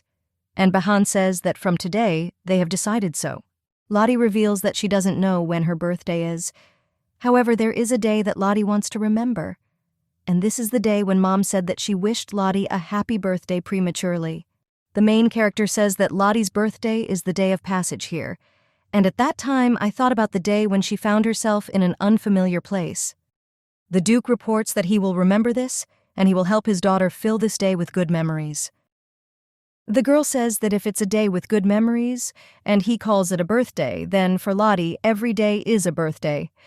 And she says with delight that she is happy here. This hot and noisy summer has come to an end, and the time has come for a wonderful golden autumn. The girl, surprised, invites Veronica to look up, since the tops of the trees have turned red, and she replies that the autumn leaves are very beautiful. Veronica asks the young lady if this is the first time she's going out in the fall, and she wonders if spring and summer were also the first for her. The girl replies that in the forest, Lottie had nothing but eternal cold darkness and snow, and at that time I thought that summer was still too hot. Hearing this, the assistant thought that the lady was so sweet, and therefore she would not tell her that winter would come in a couple of months. At this time, the main character announces that she wants to leave only autumn and spring, since she really likes these seasons, and also winter, since it's her birthday. Veronica asks her lady what she would like for her birthday, and the girl replies that her birthday is still very far away. The assistant thought that when the birthday came around, she would probably forget what she asked for, so she could surprise her. And then she says that she wants to know this in advance. The young lady thought for a moment, and then, crying out, said that she did not know. And the nanny thought that she would come in quietly and ask what she wanted for her birthday. Lottie replies that she wants to do what all families do, and then she explains that she wants a family portrait, similar to the one in Daddy's room, or to go on a picnic together. Hearing this, Veronica says that Mr. Damien will gladly do all this for her. And at that time, I thought that this could be immediately understood if you look at his attitude towards the young lady. And she also reflects on the fact that the girl seems to be worried that she has more things to do in the absence of the head of the family. Veronica reports that even if Mr. Damiana is not at his place of work for a while, she will not gain much. And I thought that if I added more, it wouldn't be a big deal since the young lady was so happy. However, the main character objects and says that Veronica is also her family, and therefore she will do everything with them. Hearing this, the assistant thought that she also belonged to the lady's family. Veronica grew up in one of the few wealthy families in the demonic world. But with wealth comes weirdness, and for Veronica, who was stronger than all her brothers and sisters, this was especially noticeable. Because for her, family is those who stand behind her with a knife. Year after year, the children of her family competed for the right to be called the best. Veronica hated the place and eventually left it. The concept of family was so limited for Veronica. However, this attitude gradually changed thanks to tenderness that knew no conventions, which is similar to how clothes get wet in the mushroom rain. Veronica reports that she cannot be present in the family photo. However, he will probably be able to go on a picnic with them. A few days later, Veronica came to the little lady's room and wished her good morning, and then he says he wishes her a happy 4th birthday. At this time, the maids say that everyone cares about the mistress, but she doesn't understand that much, and then he says that his lordship usually does not celebrate his birthday. A maid with red hair reports that their master carefully prepared and even kicked out all those who looked down on the little duchess and made a garden especially for her. The maids argue that the greatest influence in the estate is in the little duchess. Suddenly, the main character saw that Behan had come to her, and the boy claims that he is not late, and then hugs his sister and congratulates her on her birthday, and gives her a gift. When the girl unfolded it, she saw a large teddy bear and was very happy about this gift, and then she thanked her brother. Lottie reflects on the fact that her birthday is in winter, and she understands that they started building something a few days ago. But who would have thought that this would be a backdrop where gardens bloom even in winter? The father turns to the girl and says that he would like to hear what she thinks about his gift. The surprised girl asks where his gift is, and the father reports that it is right here in front of his daughter's eyes. Having heard this, the girl began to run near him, but however, reports that she does not see anything. The gentleman reports that he built this greenhouse for her birthday, and then asks if she likes it, because he knows that his daughter loves flowers, and so he decided that she would like it. Lottie thanks her father and says that she really likes these flowers. And at that time she thought that she did not understand where that demonic duke from the rumors had gone. The father reports that he also heard from Veronica that she wants something else. At this time, the main character thought that if she had known that this would happen, she would not have regretted such a birthday gift. The girl claims that a lot of time has passed since the 4th day of Lottie's birth, and Lottie is no longer a small child, and she thinks that Veronica still treats her like a little girl. And then she reports that Lottie is no longer a child, and says that now Lottie can do all this herself. Hearing this, the assistant asks if she really doesn't need help, and the girl replies that she is already old enough to do such simple tasks. Suddenly, the little lady saw that Dad had arrived, and the father says that the artist, who came a few days ago, said that he had already fulfilled the request of his little Lottie. A few days ago, the main character informs the artist that she has another request, and she asked just in case, but he fulfilled it. The Duke asks what it is, and then the girl invites him to watch it together, because she asked to make a portrait of her mother while she still had at least some memories. Lottie shows the locket to her father, but he claims that since his daughter ordered it, she wanted it for herself, and therefore there is no need for him to look. At this time, the girl thought that she had already learned to understand all her father's tricks. The main character understands that when Dad says that, it means that he wants to ask permission to take it, and then she reports that she specially ordered it to give to Daddy. And at that time I thought that Daddy had nothing left of his mother, and that's why he has even fewer memories of her than she does. The Duke took the medallion and then thanked his daughter, and at that time the girl thought that she was glad because her father liked her. Suddenly the little lady saw a butterfly fly into their room, and the gentleman says that real spring has come, and finally the time comes when you can relax. A few days later, they went for a walk with Veronica's father and Bihan. Having collected flowers, the girl made a wreath for Dad, and seeing him, Veronica says that the lady has golden hands. Hearing this, Lottie claims that she will do the same for Veronica. And at that time, she thought that she wanted to make something for her from even more beautiful flowers. But, walking through the clearing, she did not see anything suitable. The girl reports that she will soon make something from very beautiful flowers for Veronica. Hearing this, the assistant says that she will wait. Arriving under the tree, Lottie thought that such shadows from trees could be seen on the estate, but it seemed as if the light had become even brighter. The father asks his daughter what she is doing there, and the little lady replies that she only plays by stepping on the sun's rays. Hearing this, the Duke thought that he did not understand this, and then said that since his daughter likes it so much, he needs to plant more trees in the garden. And at this time, the girl wondered if the greenhouse was not enough. Bihan smiles and says that his father also knows how to joke. However, the Duke objects and claims that this is not a joke. The girl was surprised to hear this, and then tells her father that she likes Lottie better. This is how everyone looks at the trees during the day together. And she says that what is important for her is not the trees, but simply when they are all together and it seems special and not as always.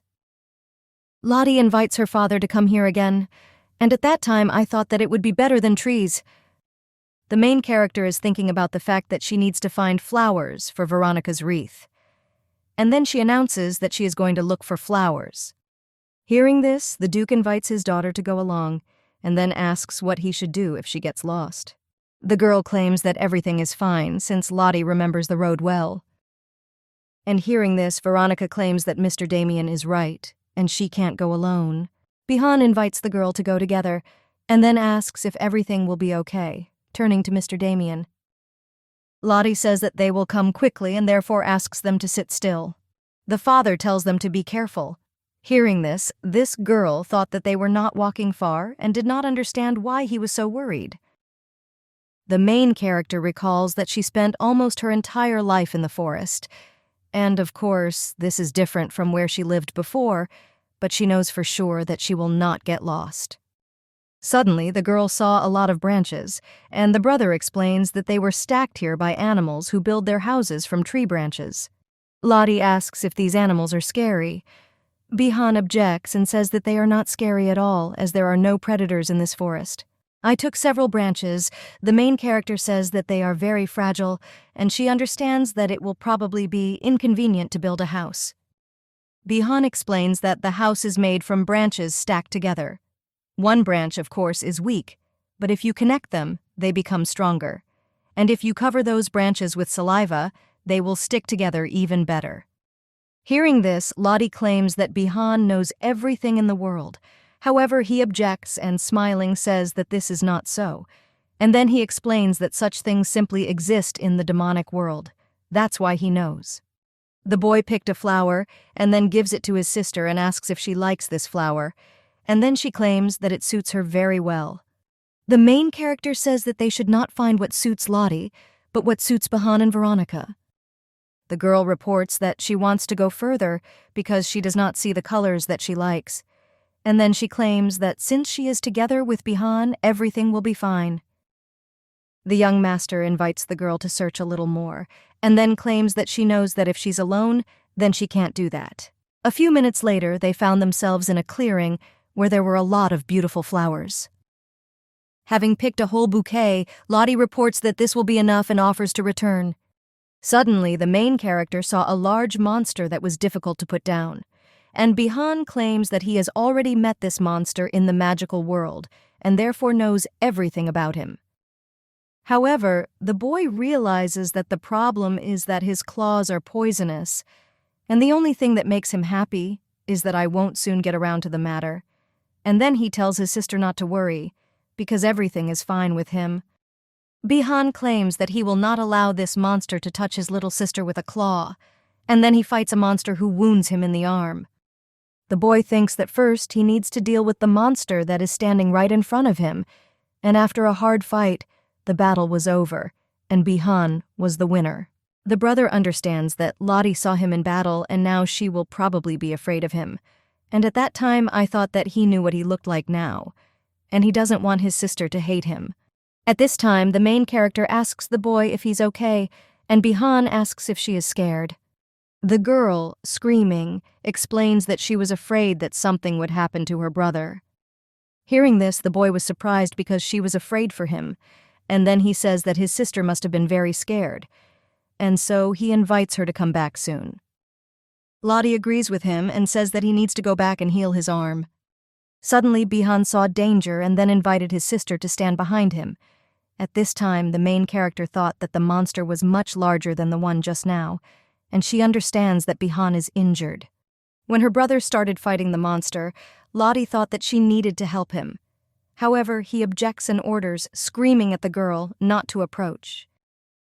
At this time, the girl noticed that the monster was much larger than the one that had just been there, and she understands that she needs to help him, since she cannot just stand and watch, and she must also think about what she can do in such a situation. Bihan, screaming, tells Lottie to quickly return to her father. Hearing this, the girl does not understand how she can leave her brother, and she wonders if Bihan can hold out until she brings Daddy. However, the main character understands that by standing, she is only hindering him. At this time, the boy thought that it was good because Lottie had returned to her father. However, he realizes that this monster is now the problem and ponders how the magical monster ended up in the Empire. Bihan realizes that a creature from the demonic world cannot enter their world, and it is impossible for the monster to be here. The boy reflects on the fact that he needs to hold out until his father arrives, and then he fights the monster again. The young master does not understand how much time has passed, but it is becoming increasingly difficult for him to hold on. Suddenly, the brother saw Lottie and thought that she had not returned to her father, and that she had many dry branches in her hands. The young master, crying out, asks why she came back, and then claims that it is dangerous here.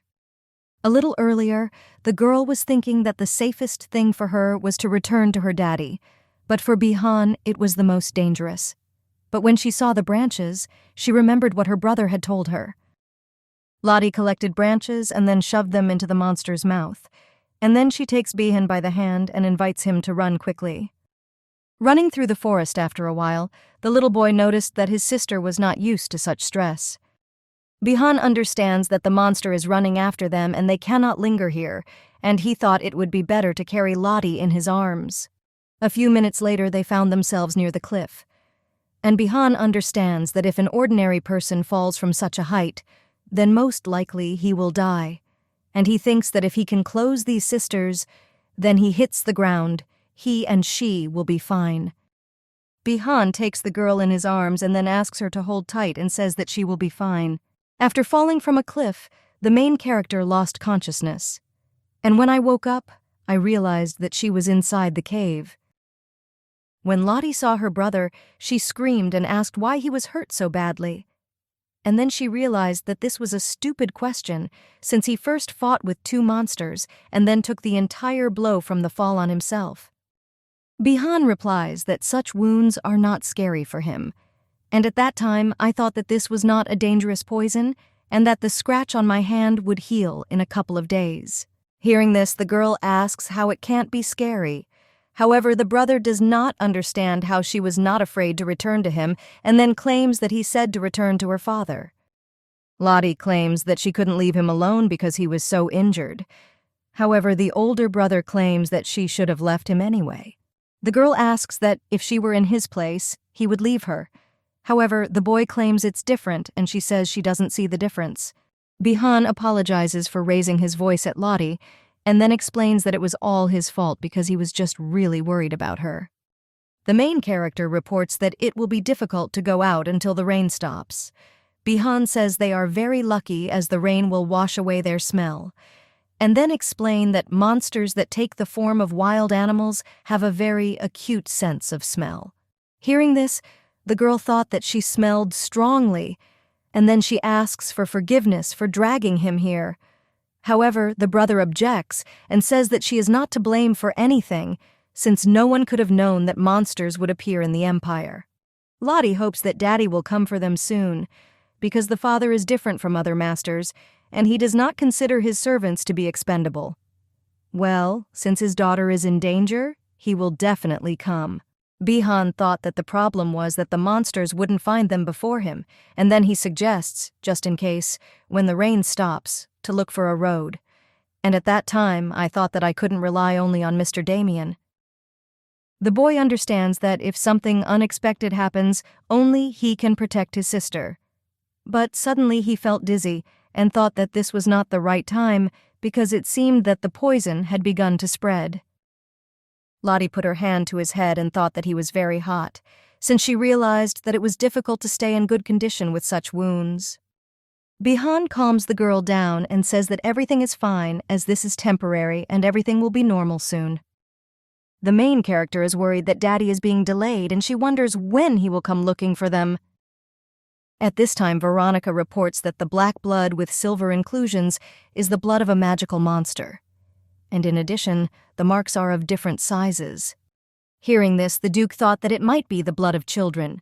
Veronica claims that she is not here, but it seems that it is too early to relax.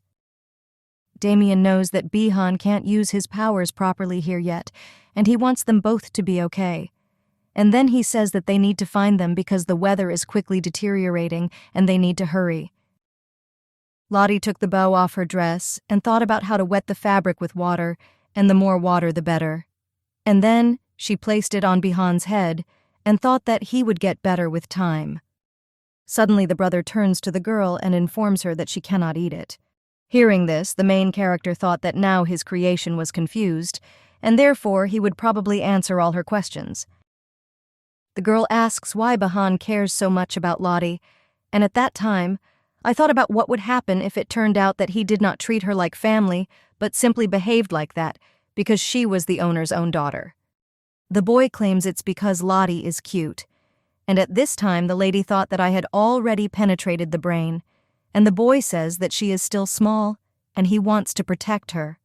Hearing this, the lady thought that she was already an adult, and did not understand what this had to do with it.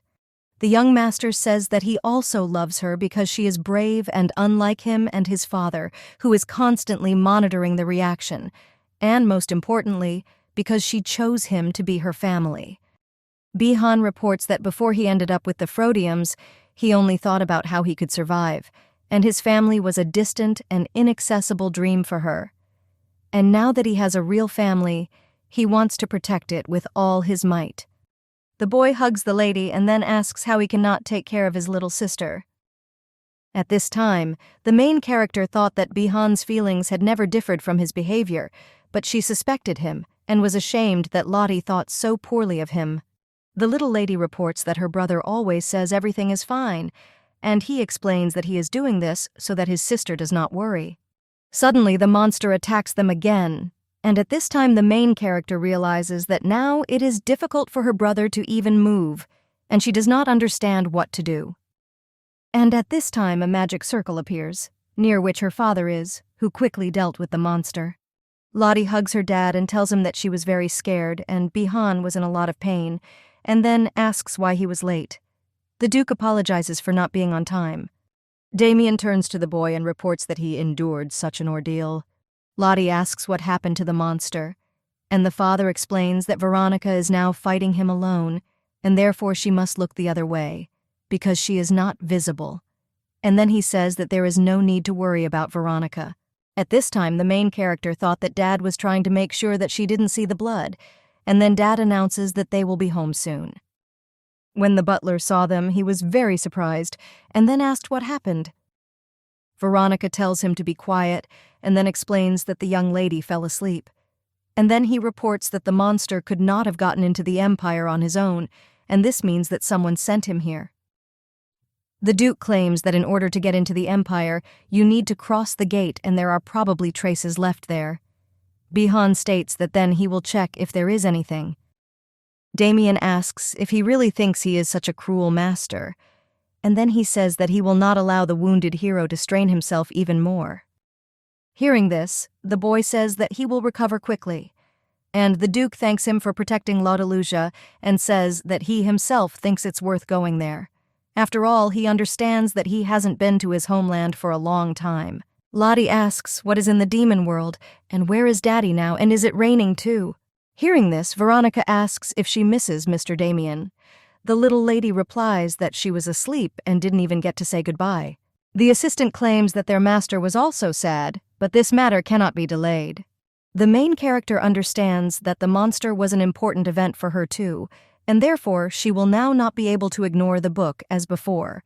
And at that time I thought that she would stop thinking about bad things, since the book contained all sorts of nonsense.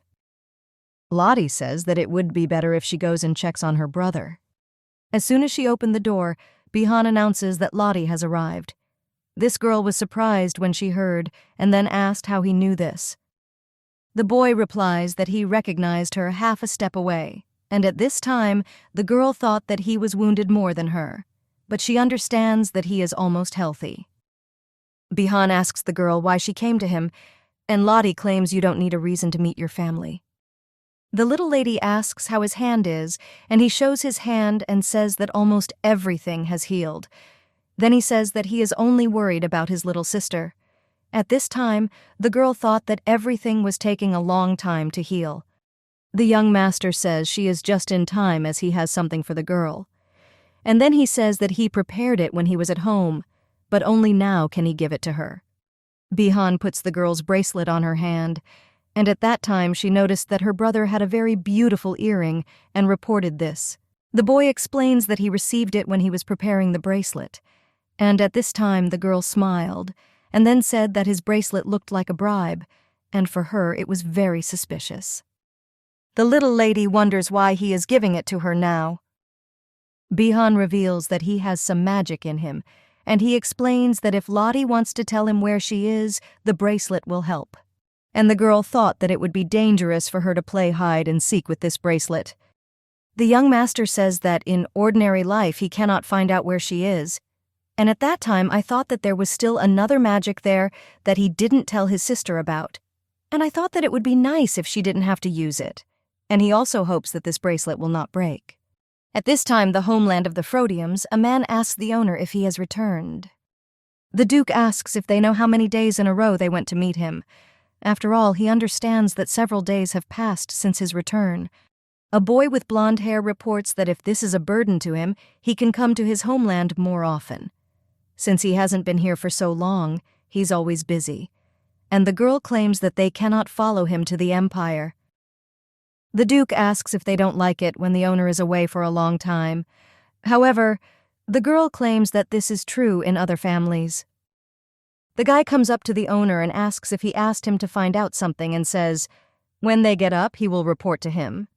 Damien doesn't understand what it means that there is no sign of the gate being used, because there is no record of anyone using it during this time. The Duke says that there is one way for demons to get in there without using enemies. However, the guy claims that this method is not suitable for monsters, and the gentleman claims that the problem is that the impossible happened. At this time, Damien thought that his daughter had suffered because of this, and even if no one from his family was harmed, he is in charge of the gate and therefore cannot leave everything as it is. Suddenly, the gentleman noticed that it was very noisy outside, and the guy says that he's going to go and find out what's there. The man claims that he came to see Damien, and the girl assures him that it is impossible to enter without the owner's permission. Hearing this, he thought that Damien had trained his children well. A man with blonde hair asks a lady if she will stand in his way without even knowing who he is, and then he says that such loyalty to the master only benefits him. The stranger claims that he is not so generous as to allow anyone to block his path, and then uses his magic. At this time, the master comes out and asks him if he can finish threatening his servants. The author states in surprise that since Damien returned to the world of demons, he was obliged to report this to him. Hearing this, the Duke replies that he does not owe him anything, but this time he wanted to call him, and at that time he thought that he needed to ask something. Duke of the Demon World Otter. Auditus is the eyes and ears of the demon world, and no matter what happens in the demon world, the otter will know about it first, and therefore he already knows about what happened. Damien reports that a monster has appeared in the capital, and then asks if he knows how it could have turned out. The author asks the master that because of this he came to the world of demons, and then he says that unfortunately he doesn't know anything. Hearing this, the Duke claims that he has not changed at all and is just as stubborn. And the man with long hair asks why he did this because he decided to take out his anger on him. And then he offers to understand him correctly, since he really doesn't know anything about how this happened. After all, those who sent the monster to the Empire are also at a loss now. During this time, Damien reflects on the fact that the monster penetrated the barrier and gate, and therefore he does not know how he got through it. However, he can guess who was the owner of that little animal. Frodium family rarely receives a warm welcome in the world of demons. Otter helped him at the beginning, but that's all, since he could not become a reliable rear for Damien. Damien Frodium Irregular, who would be at the very bottom, and also with a human surname and could seize the reins of power in the magical world, and he even took into his own hands the highest power of the gate. There were those to whom the seizure of power by the Frodium family was unpleasant, and they decided to deprive him of this power. They wanted to find a way to penetrate the Empire without crossing Gate A in order to quickly get even with Frodium. After all, the gate is the most important part of Damien's possession. The magicians first took the monster as an experimental sample and then began to experiment. They tried different ways to send monsters into the Empire. However, the barrier turned out to be a difficult obstacle, and all their attempts were in vain. All but one. The author asks in surprise how he found out about the monster, because he understands that the information has not yet reached the Empire. The Duke explains that he literally attacked his family, and that's why he found out. A man with a long braid reports that this is good luck for him, since he probably dealt with him quickly, and he did not have time to harm anyone. The author wonders how long it has been since he last visited them, and then he offers to stay in them longer because his servants are very happy with him, and therefore he needs to devote time to them. A man with blonde hair says that he would like his servants to behave this way too, and then he claims that the Duke was lucky to have them.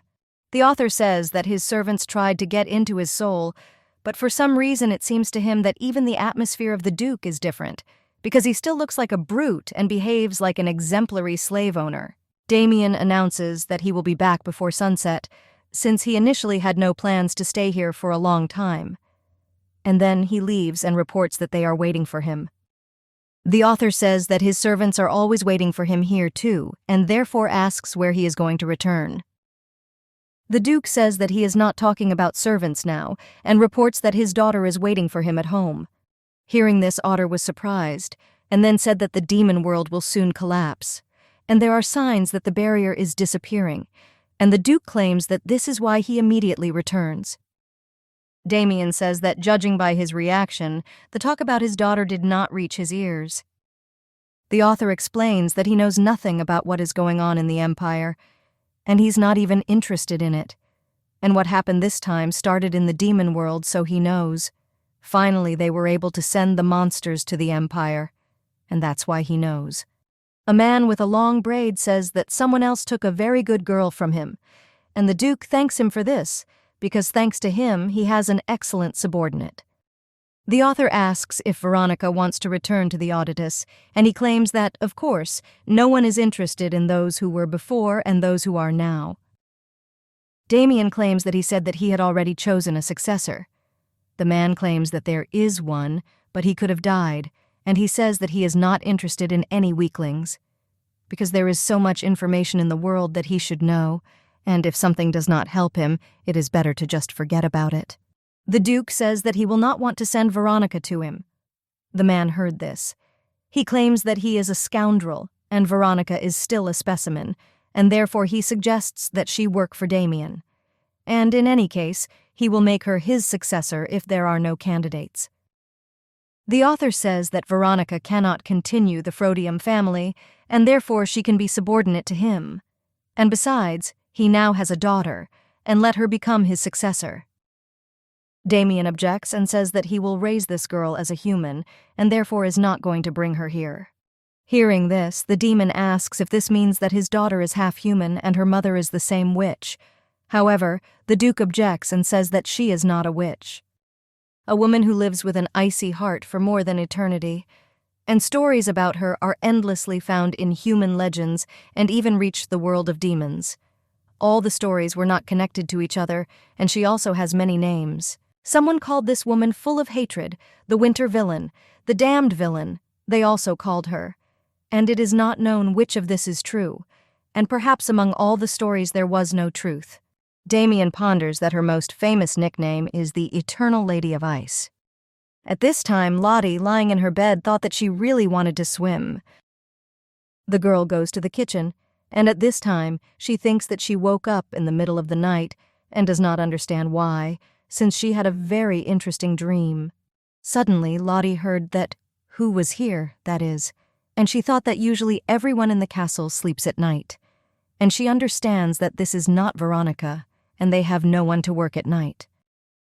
The lady thought that it could be an evil and scary thief who wants to steal Frodium's wealth, and she reflects on the fact that she can't just let him go. Suddenly, the girl saw the shadow of a man, and at that time she thought that she was caught, and did not understand what to do, run or better scream, and she doesn't understand why he's coming to her. When the man came closer, Lottie saw that it was her dad, and he talks about how he thought she didn't go out at night anymore. Hearing this, the lady was surprised. She didn't understand what he was talking about, and then asked why she should walk at night since Lottie walks during the day. The father claims that she is correct in saying that she needs to go for a walk during the day, and then asks why she is wandering around the castle at such an hour. The little lady explains that she felt like singing, so she had to get up, and then she asks why he didn't tell her that he was back. And she claims it's not fair because he doesn't tell her anything. Lottie reports that Veronica said that when Daddy goes to the demon world, he stays there for a long time, and then he claims that he was not there long. The little girl assumes that suddenly it is not Daddy, but an evil and scary thief who looks like Daddy and asks about it. The father explains that it is late now, so he planned to say hello in the morning. The main character invites him to tell him what it's like in the world of demons, and asks if it's fun there. And then he reports that Lottie walked around the castle all day today, and also looked at the rooms, had lunch, and ate treats.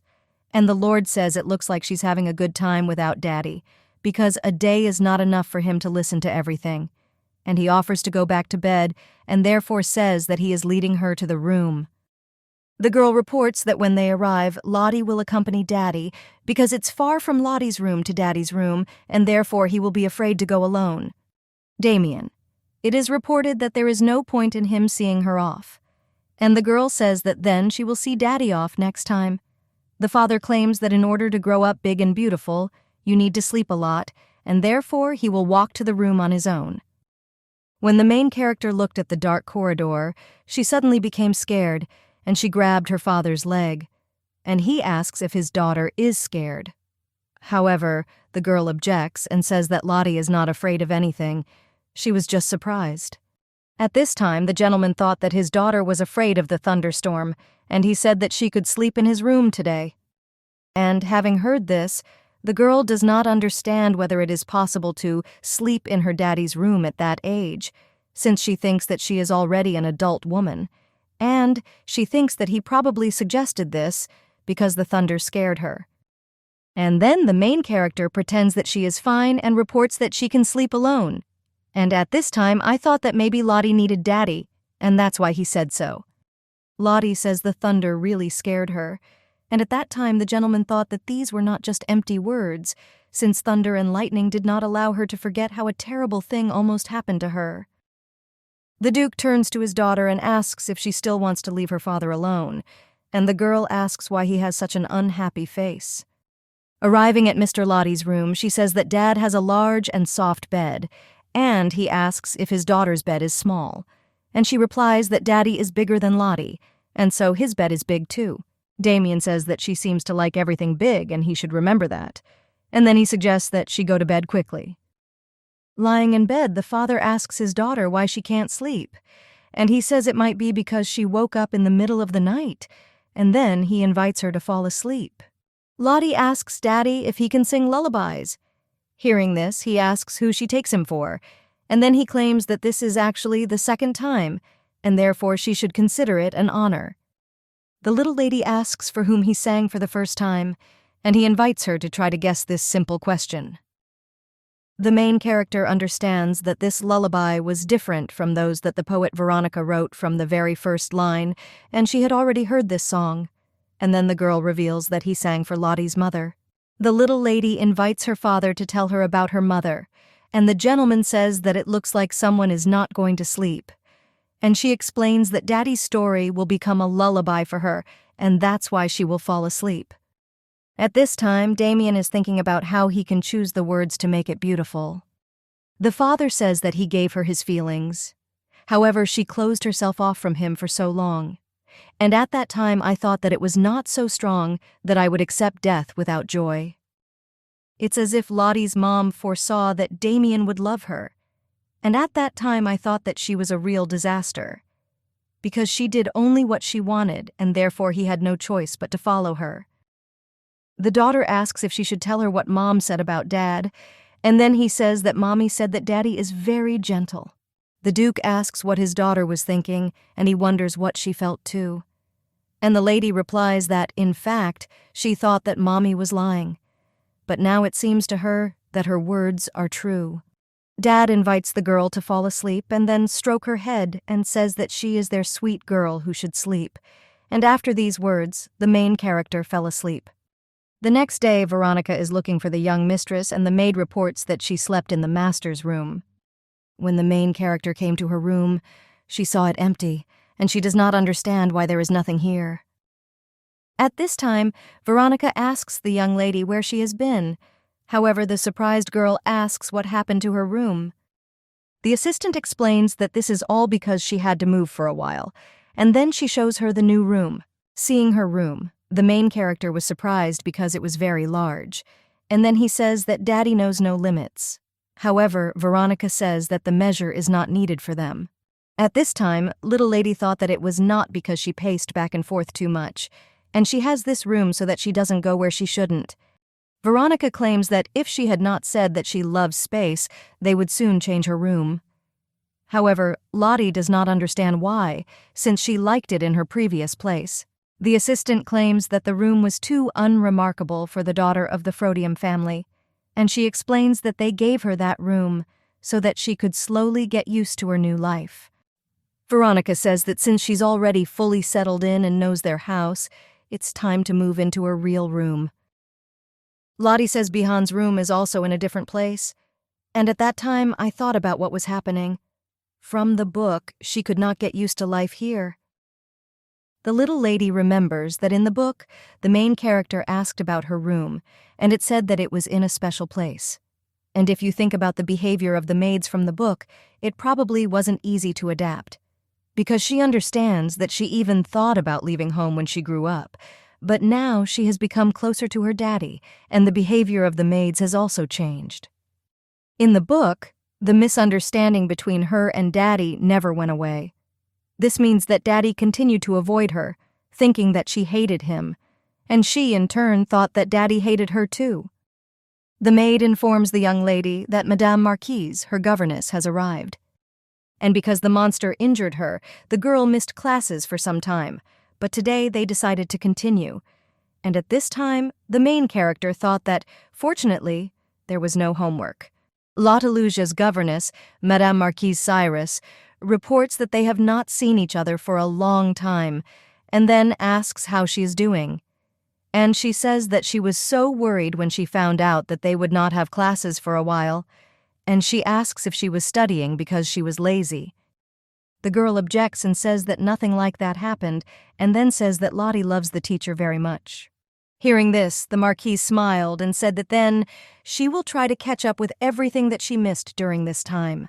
At the end of the lesson, the teacher says that even though they haven't studied for a long time, she understands the lady very well.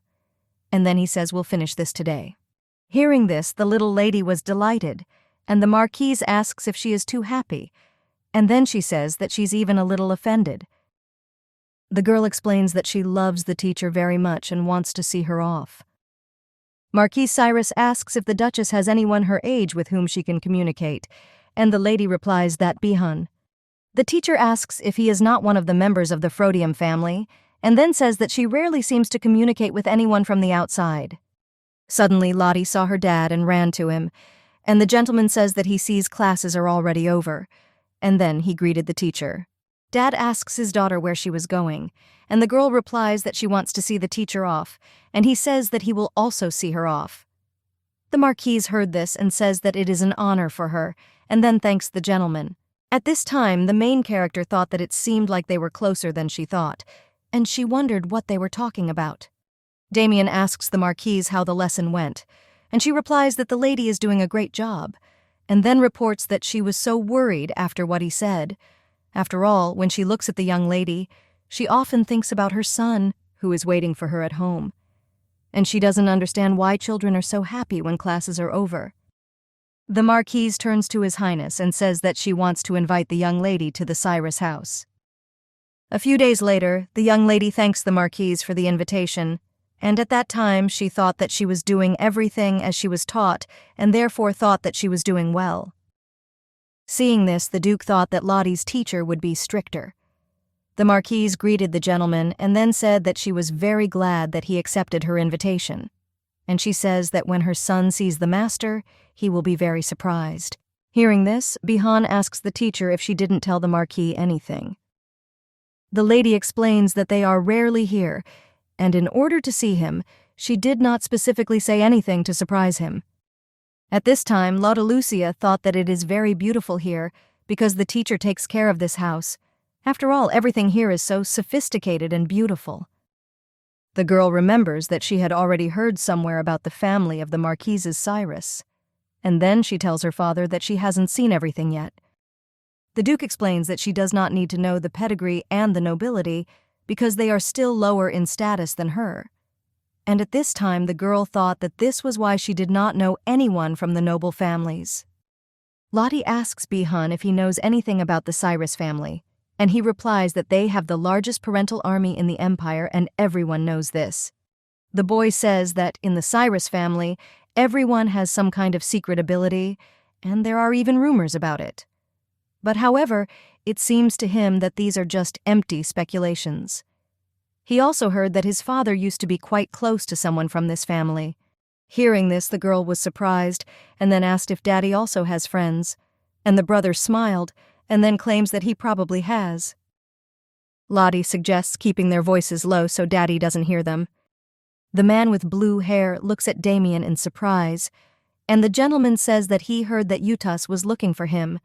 The man confirms his words and reports that he, of course, was looking for him, but did not think that he would invite him to his reception. Eutas reports what he heard from Dolores, but still did not believe it. And at this time, the little lady greeted the gentleman and then asked if she could meet him. A man with blue hair says that he sees a beautiful duchess, and then he says that her name is Lottie and his name is Eutas. Damien claims that his daughter's name is Lotalusia, and it seems to him that she did not allow him to call her anything else. Yutas turns to the boy and says that his name is Bihan, and he is seeing him for the first time, although he has heard a lot about him, and the boy replies that he also heard a lot about him from his father. The Marchioness says that Yuta said that he had something to talk about with the Duke, and then he asks if the two of them will go and say hello to their child. Marquise Dolores says that her boy's name is Joshua, and he's probably in the room right now, and then she tells the guys to go faster. At this time, the main character thought that she had already heard this name somewhere, and she did not understand why it seemed so familiar. The girl remembers that Joshua Cyrus is the only son of the Cyrus family, and she reflects on the fact that she and Dad are a monster, and now even the Cyrus family. And Lottie doesn't understand why all the events from the book keep coming true, and maybe she's doing something wrong. In the book about Joshua Cyrus, they wrote that he was the only son of the Marquis Cyrus. The Cyrus couple wanted him to become a knight too. However, Joshua's physical form left much to be desired. Instead, Joshua's talent flared up in another area, and that area is magic. From early childhood, Joshua was aware of his magical talent. However, being wary of human gossip, he kept it a secret. One day, a monster appeared inside the academy, and Joshua appeared right in front of the main character, who was in danger, and was able to save her from this monster. Then the main character wanted to make friends with her savior, and fateful love was thrust between them. After this, Joshua Cyrus becomes a marquise and receives power worthy of the title of the main character. And so he and the main character, as if in romantic films, live a fairy tale love and meet a happy ending only for the two of them, and all because the world was dying under the yoke of monsters. The main character realizes that this is all she remembers about Joshua. Yutas invites the guys to go quickly and then says that they are the same age and should get along.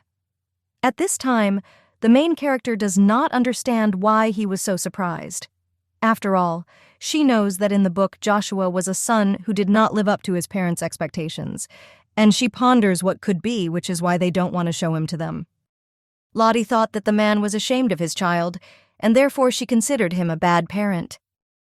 The teacher reports that her son is a very kind boy, and she hopes that they will get along with him. When they entered the room, the Marquise was surprised, and then said that she warned him that there would be guests, and did not understand where the boy had gone. The teacher does not understand what to do, and then invites the children to wait a little while she finds him.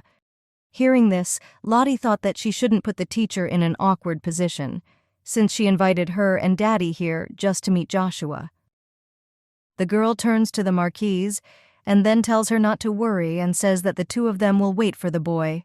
Hearing this, Marka says that she is lucky to have such a kind student, and then apologize for it.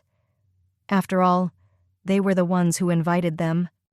The lady reports that this room is for guests, and therefore they can relax here. She also tells them that they can look around the estate and says that she will bring them something tasty. The Marquis warns that if they see a cat walking, they should not be too surprised, and he explains that this is their cat that can leave the house. When they were left alone, Bihan asked the girl if she was sorry, and she doesn't understand what there is to regret here. The boy explains that the teacher warned them that they would come, but Joshua is not there, and this means that he did not want to meet them at all. The little lady replies that he doesn't seem very comfortable talking to anyone outside, and then she says that, of course, she is sorry, but maybe it's for the best, since Lottie doesn't like such men. Bihan says Lottie never made friends, so he thought that in her heart she was looking forward to it. The girl claims that she has Bihan, however the boy objects and says that he is not her friend at all. Lottie claims that if you think like this, then Bihan also has no friends. The boy explains that he has no friends, not because he could not make friends with anyone, and then says that he does have friends, and it's more accurate to say that they also serve in the same place as him. Bihan says that it is enough for him that he has a sister. At this time, the Duke, addressing Euthos, says that he knew that he was getting married, and I even attended his wedding, and after that I heard the news about his wife's pregnancy. After all, this alone was enough to make Euthos look as if the whole world belonged only to him. Damien says that this child, And at this time, Eustace tells him to shut up and explains that Dolores does not know anything. The Duke agrees with him and explains that he is not going to question him. After all, he understands that there is nothing good in this. And then he asks what is the reason for sending him so many letters. Damien says that he has known him for a long time, and therefore he probably knows full well that he does not answer letters not related to work. And yet, if he needed something, he would write about it in a letter. However, it only said that he wanted to meet him. The Duke explains that he thought it was some kind of nonsense and ignored everything until the Marchioness invited them personally, and therefore he assumes that Eustace has business with him that cannot be written about in a letter because someone else might read it. A man with blue hair reports that monsters have appeared in the Empire, and this was not an isolated incident, and they always appeared where there were no people, and the monsters were much weaker than before, and so that they were quickly neutralized. But if this continues, there will be many problems. The Duke asks who knows about this. Eustace replies that he is both the prince and several other knights who survived the capture of the monsters, and then asks Damien what he knows. Damien claims that his family is responsible for the gate to the demon world and says that he has nothing to do with it. Eustace says it's good if that's the case, because he really didn't want to suspect him. At this time, the gentleman thought that monsters had already appeared several times, and their case was not the only one, and he only learned about it now, since he had been deceived all this time. Damien asks when the first monster appeared.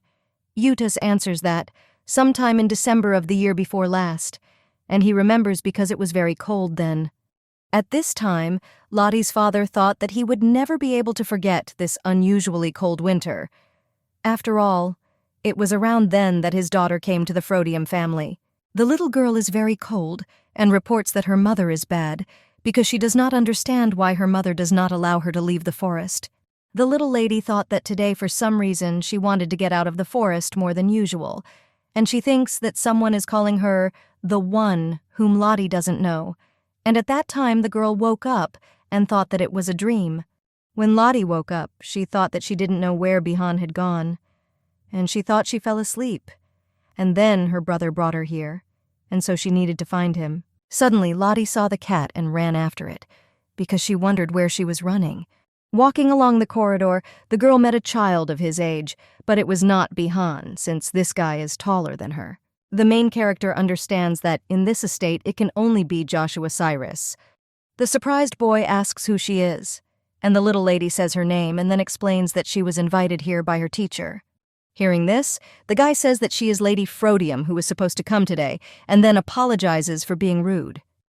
Suddenly, Joshua touches her face and says that he remembers her, and he says that she was so impudent, although she is still a cutie. However, the lady does not understand why he suddenly says this, and then says that she is seeing him for the first time.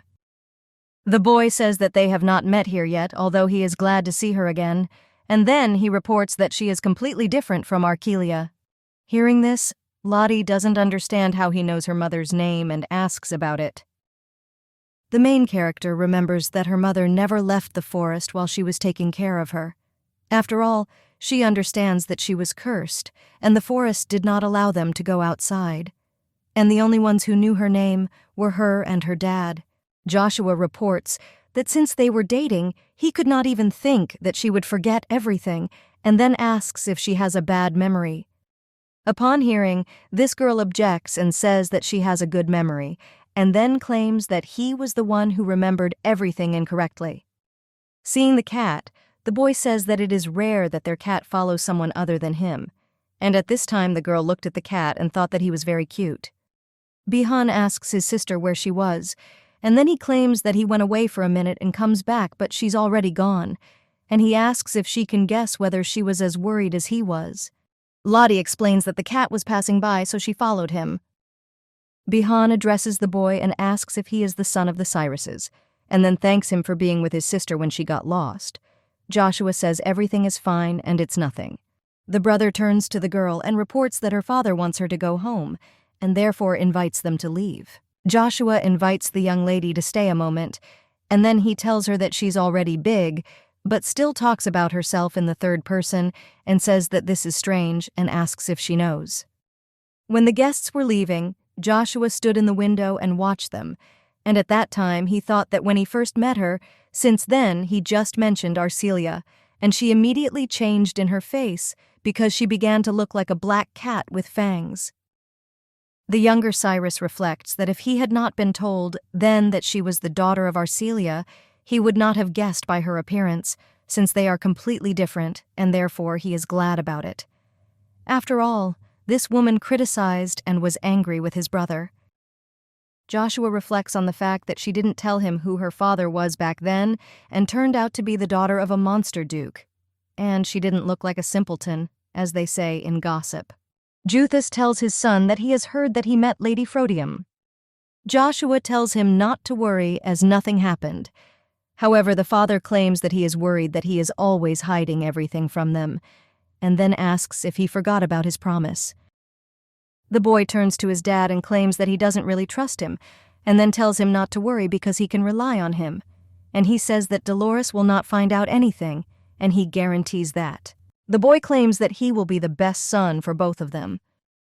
At this time, the little lady looked at Veronica and thought that she would like to be as strong as her. And if the monsters attacked again, she would be able to stand up for herself. Lottie turns to Veronica and says that she is amazing, and she would like to be able to do that too. And the assistant replies that the lady is still too young. The little lady claims that if she does nothing all day long, she will remain young. And at that time, I saw that the teacher had arrived and announced that she had to go. The girl asks the teacher if she has arrived, and then reports that Lottie came out to meet her, and she says that she misses her. However, as it turned out, the teacher came with her son, and the boy greeted the girl and said that he was glad to see her again. The Marquise reports that her son wanted to know better about her, and so she brought him with her. And he tells the girl not to worry since the Duke has given permission. At this time, Lottie thought that she wished she had a friend with whom she could study, because she knows that Dad would like this idea. However, she does not understand why he. The boy turns to the girl and wishes her luck, and the girl knows that the teacher is watching them, and I thought that the day would be exhausting. The teacher reports that today they will study using new books. Seeing the books, the girl thought that there were too many of them, and the young master turns to Lady Lotalusia and asks if she deals with such serious books, and then he says that he is very worried because this may be too hard for the young lady. Hearing this, the main character objects and turns to the teacher and says that she can learn everything and asks if she has more. At this time, the Marquise smiled and said that she was glad that the young lady was interested in science. And at that time, I thought that their children would become great friends. The teacher understands that the topic is difficult, but Lotalusia copes surprisingly well. After all, the results of each lesson exceed all expectations. And she remembers that when she first saw her, she was seriously worried. The Duke turns to the Marquise and says that he wants her to teach his daughter basic etiquette, and he says that her experience in mentoring is much richer than that of other ladies, and therefore he considered her an excellent candidate.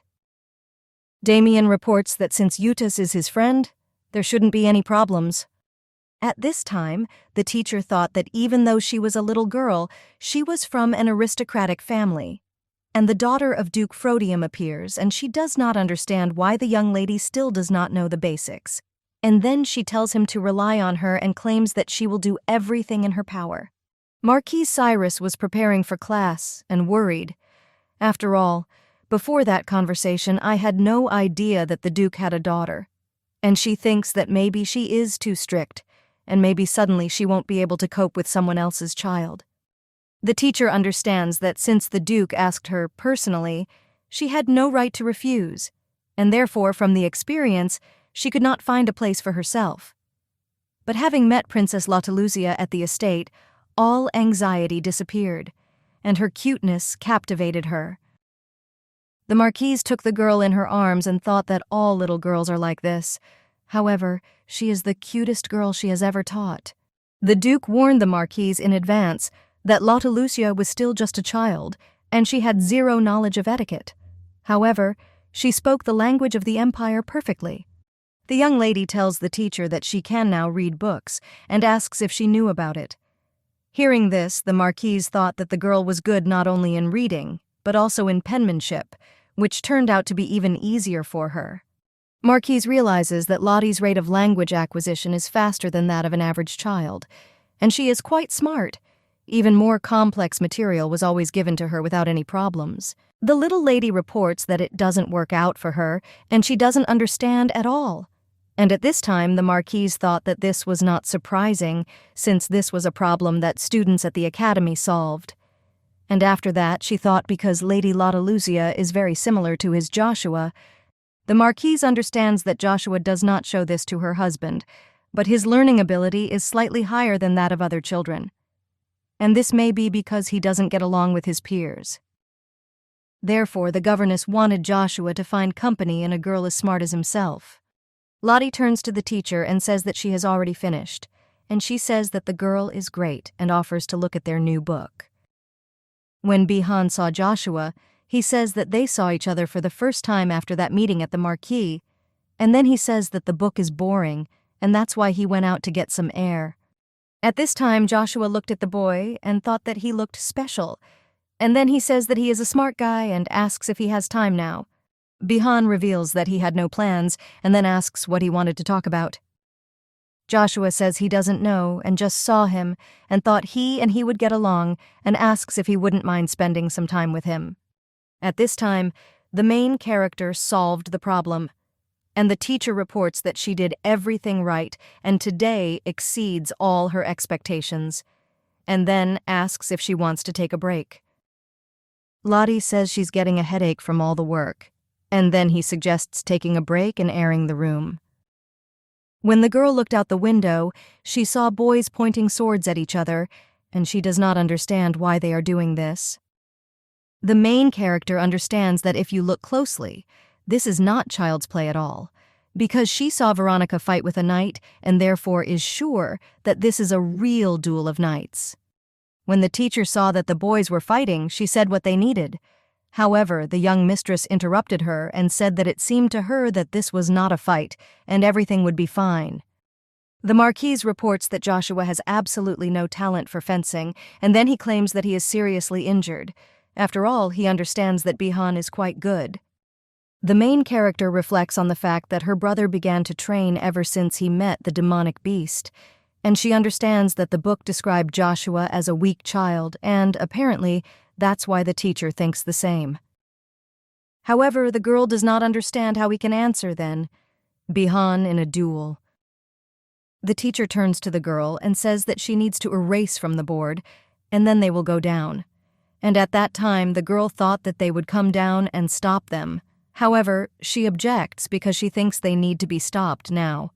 The girl climbs out the window and screams and asks the boys to stop doing this, and he says that the teacher is worried, and therefore they should lower their swords.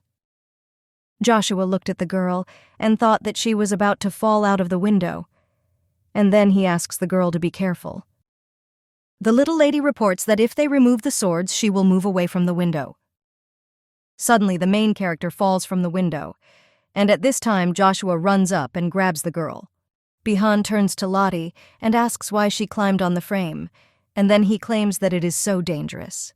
The girl explains that she did not expect that it would be so difficult to resist. Bihan thanks Joshua for saving his sister and then reports that he reacted very quickly. He replies that there is nothing to thank him for, since it can be said that it was quite expected. The little girl says that she wants to talk to Joshua for a while, and then she thanked him for saving him and says that she saw how the two of them practiced fencing and asks not because his family controls the knightly army, since he himself is gifted in wielding a sword, and she says that he interested her. The main character reflects on the fact that Joshua from the story behaved the same way with her. But in conversation, he was not so rude, and being weak, he could not even hold a sword in his hands. And now, in full view of everyone, he entered into battle, and without magic. Joshua is the main character of the book and the heroine's lover, almost the complete opposite of what she sees now. And it is possible that everything that recently happened was a simple coincidence and has nothing to do with the history of the book. The young master says it's because of her. Dolores will now suspect him. Hearing this, the girl does not understand what is her fault and asks about it. Bihan out of nowhere and claims that they didn't get along. Joshua counters and says he just needed to know something about the brat, and the lady objects and says that he is not a brat and his name is Bihan. The little gentleman heard this and said that he has magic. At this time, the main character thought that the bracelet was covered with magic, and she heard that Bihan made it in the demon world. Joshua reports that magic does not work in this estate, and he doesn't understand why he looks so carefree in a place where he can't use his powers. Lottie asks what's wrong, and the boy says she can't understand because she doesn't have magic. And then he explains that usually when magicians find themselves in a place where they can conjure, it feels as if they are tied hand and foot. Hearing this, the main character asks how he knows this since he does not know how to use magic. Hearing this, Joshua smiled and said that he was not talking about himself. However, the girl claims that he still can and says that no one from his family knows this. The young master smiled again and reported that she had revealed him, and then he explains that in order to avoid problems, he hides his abilities from others. Joshua looked at the girl and asked if she was okay, and she assures him that everything is fine, and at this time the girl thought that she was just beginning to think that everything was getting better. The father turns to the girl and says that she has been in a bad mood lately. Hearing this, the girl thought that something was wrong here. Damien invites the lady to share with him if something is bothering her. I heard that this girl thought that if she told him, she didn't know if he would believe her. After all, in some book it was written that she would die at the age of 11. The main character reflects on the fact that she tried not to believe in it or change it somehow, but until now all the events of her life repeat the plot of this story. After all, she doesn't want to die and doesn't understand what to do. The Duke claims that if she does not want to talk, then he will not insist. Then he tells her to always know that he will be there. The father tells the little lady that he does not allow her to go wherever she wants, and at that time she thought that he could not go into the world of demons without saying a word, like last time. Hearing this, the gentleman laughed and reported that he was being controlled by his own daughter. The girl asks where he is going today and thought that she had not seen this suit on him before, and the father replies that he is going to the safest place, the Imperial Palace. At this time, Damien thought that until now he thought it was so, but after the appearance of demons in the capital, even the Imperial Palace could no longer guarantee 100% safety, and therefore, taking a child with you will be too careless. The butler reports that Duke Frodium and his daughter have arrived at the Imperial Palace. Lottie turns to Daddy and tells him that this place is bigger than their estate. Hearing this, the father says that if she wants, they can finish building their house to make it bigger. The girl replies that then her legs will get tired from running around such a big house. The father says that he will carry her in his arms. Suddenly, a man approaches them and tells them that they have not seen each other for a long time. And then he asks if the Duke has any business at the palace. Damien explains that he is here to visit His Highness, and he called him. The man asks if the girl is his daughter, and then says that he is honored to meet the young lady. The main character thought that this was Dad's friend, but it seemed that he had no friends, and then she greeted him, and the man thought that she was a very lovely girl and looked charming. The gentleman took the girl in his arms, and she asks why he ran away. The father explains that they need to meet with His Highness, and at that time I thought that my daughter was very tired, and maybe he shouldn't have taken her with him. Joshua doesn't understand why the Imperial Palace is so noisy, as he begins to feel like he's in a bazaar, and his father asks him why he came to a place where he feels uncomfortable. The boy explains that in the future he is going to take the post of head of the family, as his heir, and he closes his eyes and already sees this picture.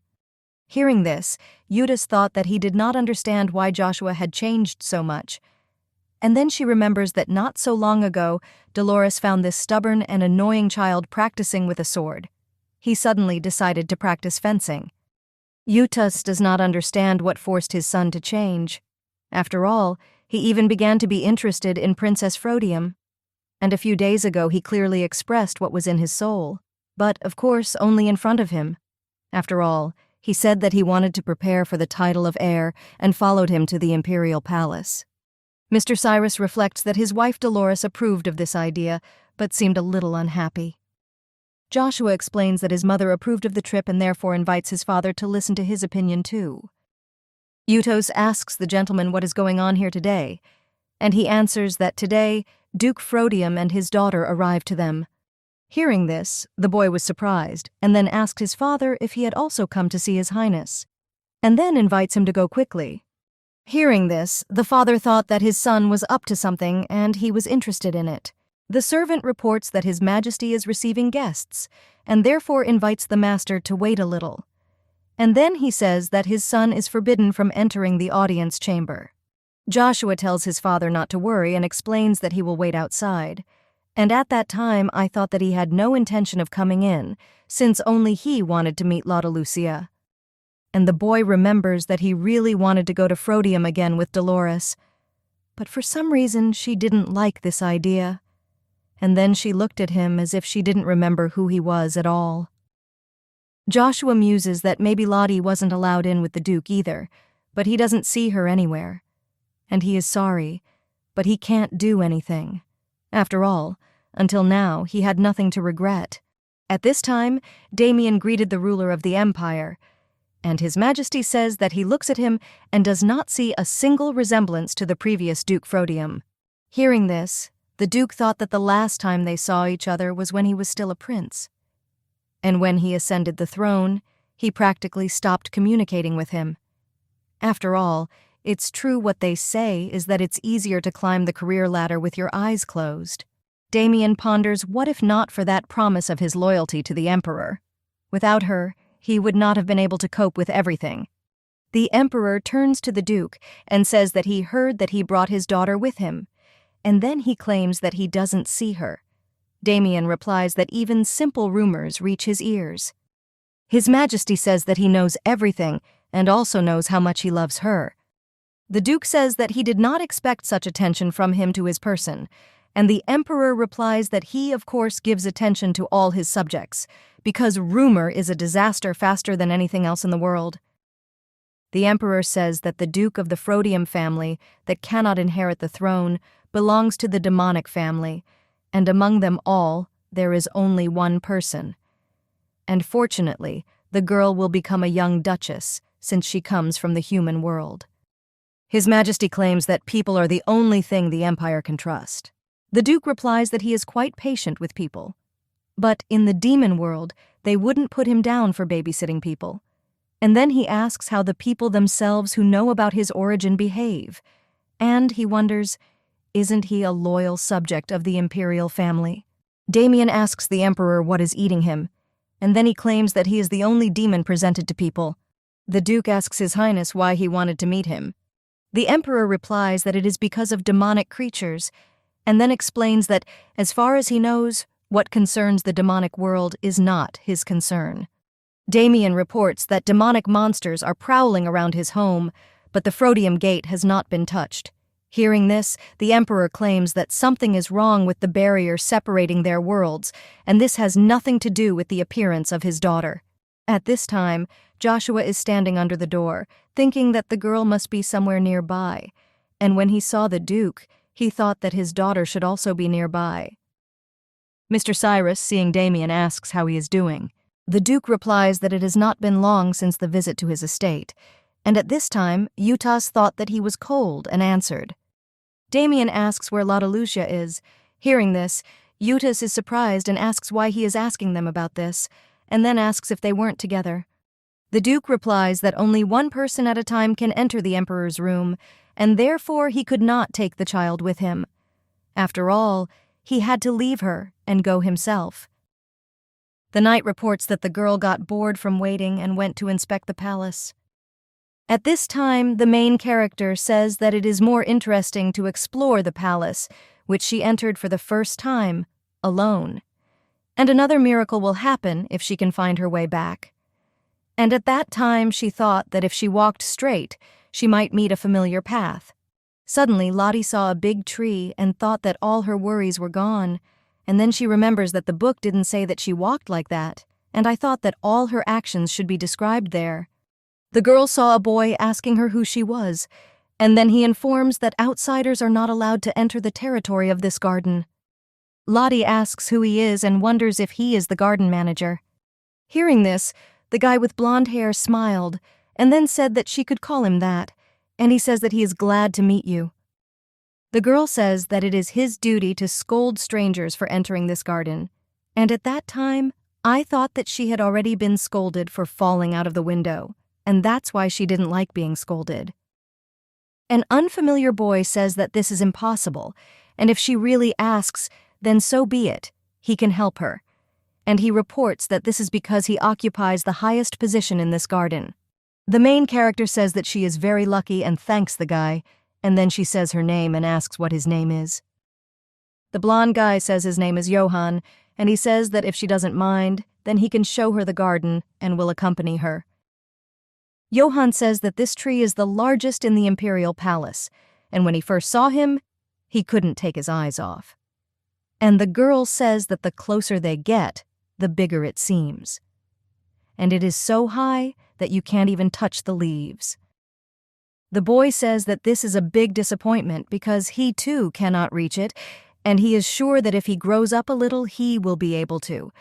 And he says that when they meet next time, he will pick flowers for her. Hearing this, Lottie is surprised and asks if they can meet again, and he replies that if she comes, they will meet at any time. Johann looked at the girl and asked what was bothering her. And the lady wonders if it's noticeable like that, and the boy says that it is written on her face that she is worried about something.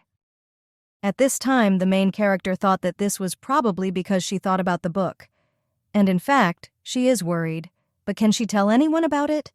She doesn't know, because she doesn't even dare to tell her loved ones. After all, they probably won't believe it, and if they do, they will worry. Lottie wonders if it might be better to tell someone who doesn't know anything about her. The girl reports that this does not concern her and asks if he knows how to avoid death. Hearing this, Johann is surprised and asks if she is already thinking about death. And he wonders if she's looking too far ahead. And then he says that she will die only when she grows old, and because God himself ordered it so, and asks if someone can change this.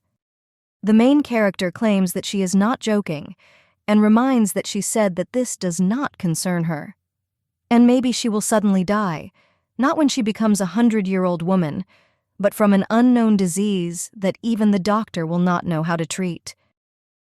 At this time, the girl thought that she had screwed up because she could not explain it correctly, and he'll think she's weird if she keeps talking. Johann says that perhaps what she wants to say is very similar to what happened to someone he knows, and Lottie wonders if there is a way to avoid death. The boy asks her to finish, and the girl replies that she told everything. Johann reports that things didn't work out for his friends, and asks if the story is still about her. The girl claims that this is not about her, but about a person whom she knows well. A servant approaches the young master and whispers something in his ear. And then he says that he has to go, and he claims that he had a good time with the young lady. When the boy left, Lottie remembered that she was lost, and she had to ask Johann for directions before he left, and she thought that she would now leave the garden and find someone.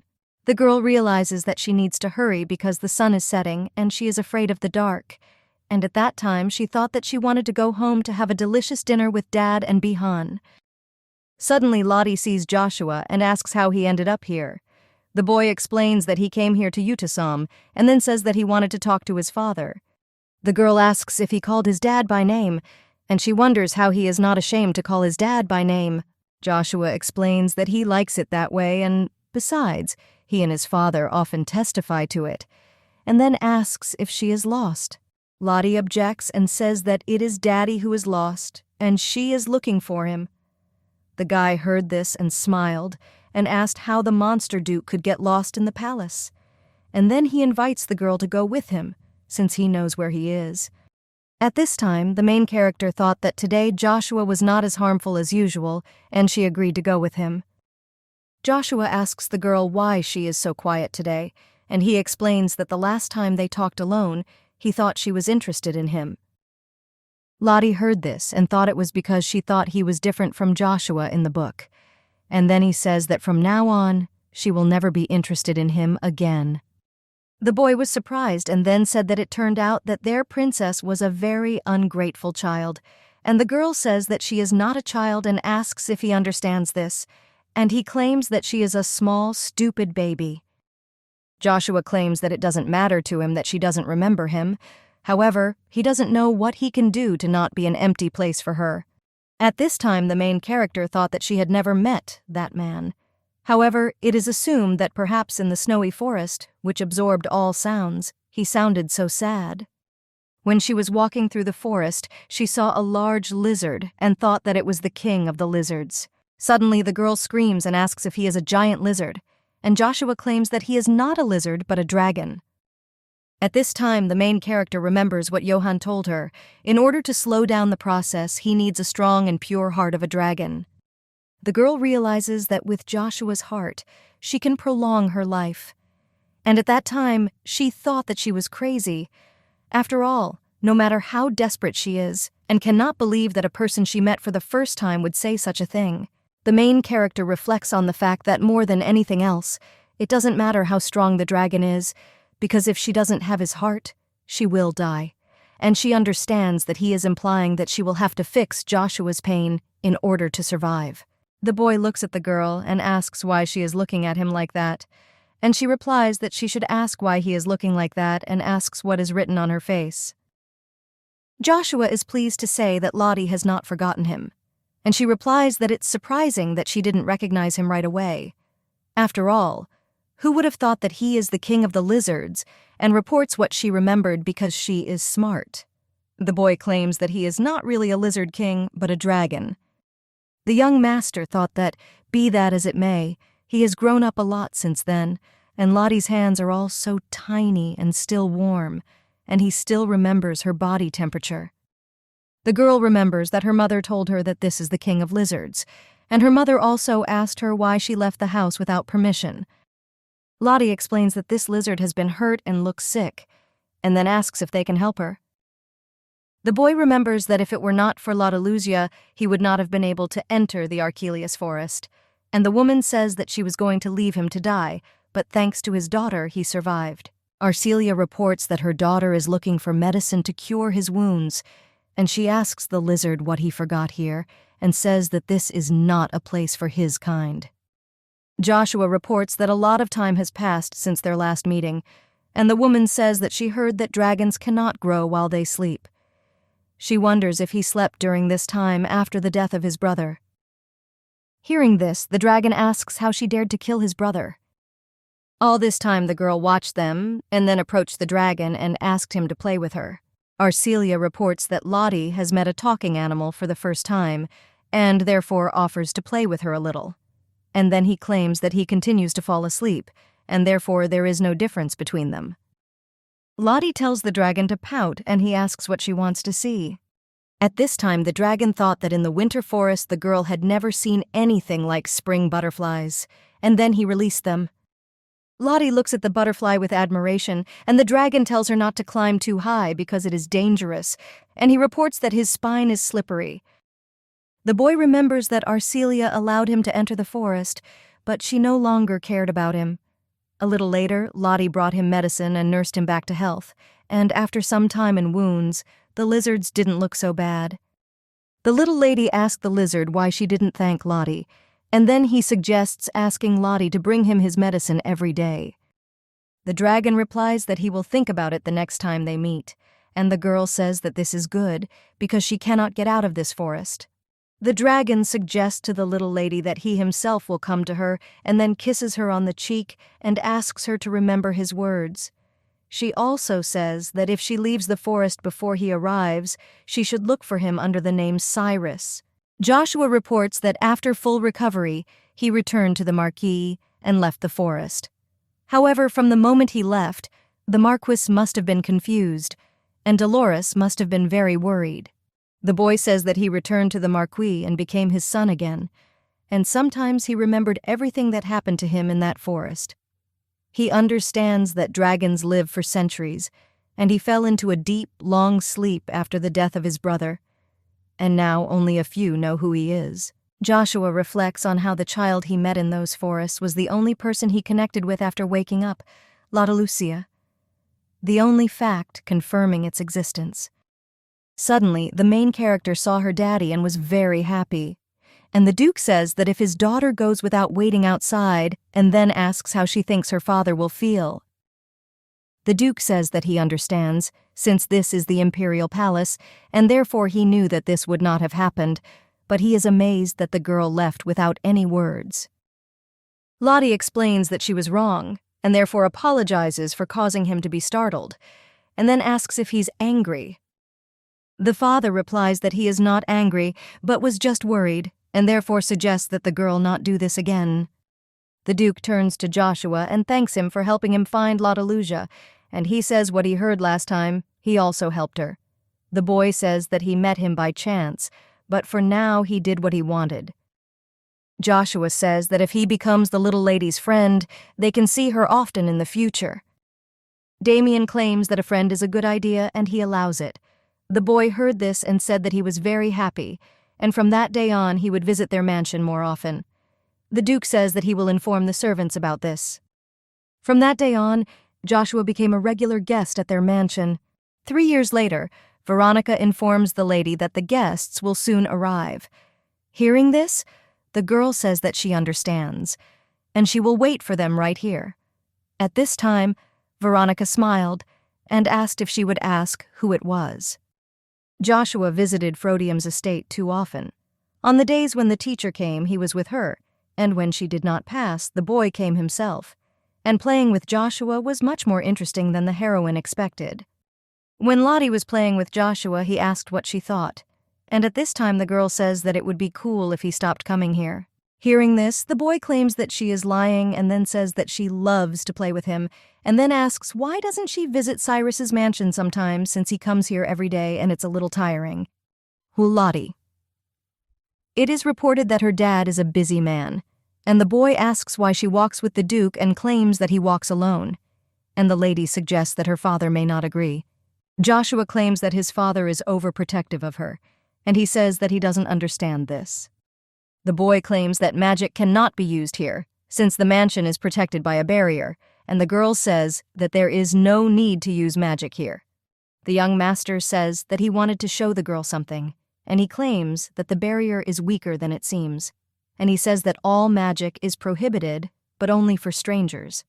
And if his prediction is correct, then even with successful activation, the person who uses magic will immediately begin to be tracked. The girl remembers her first day at the mansion. As soon as my mother's magic circle disappeared, my father immediately appeared in front of her. Because of tracking magic or something, he sensed his mother's magic.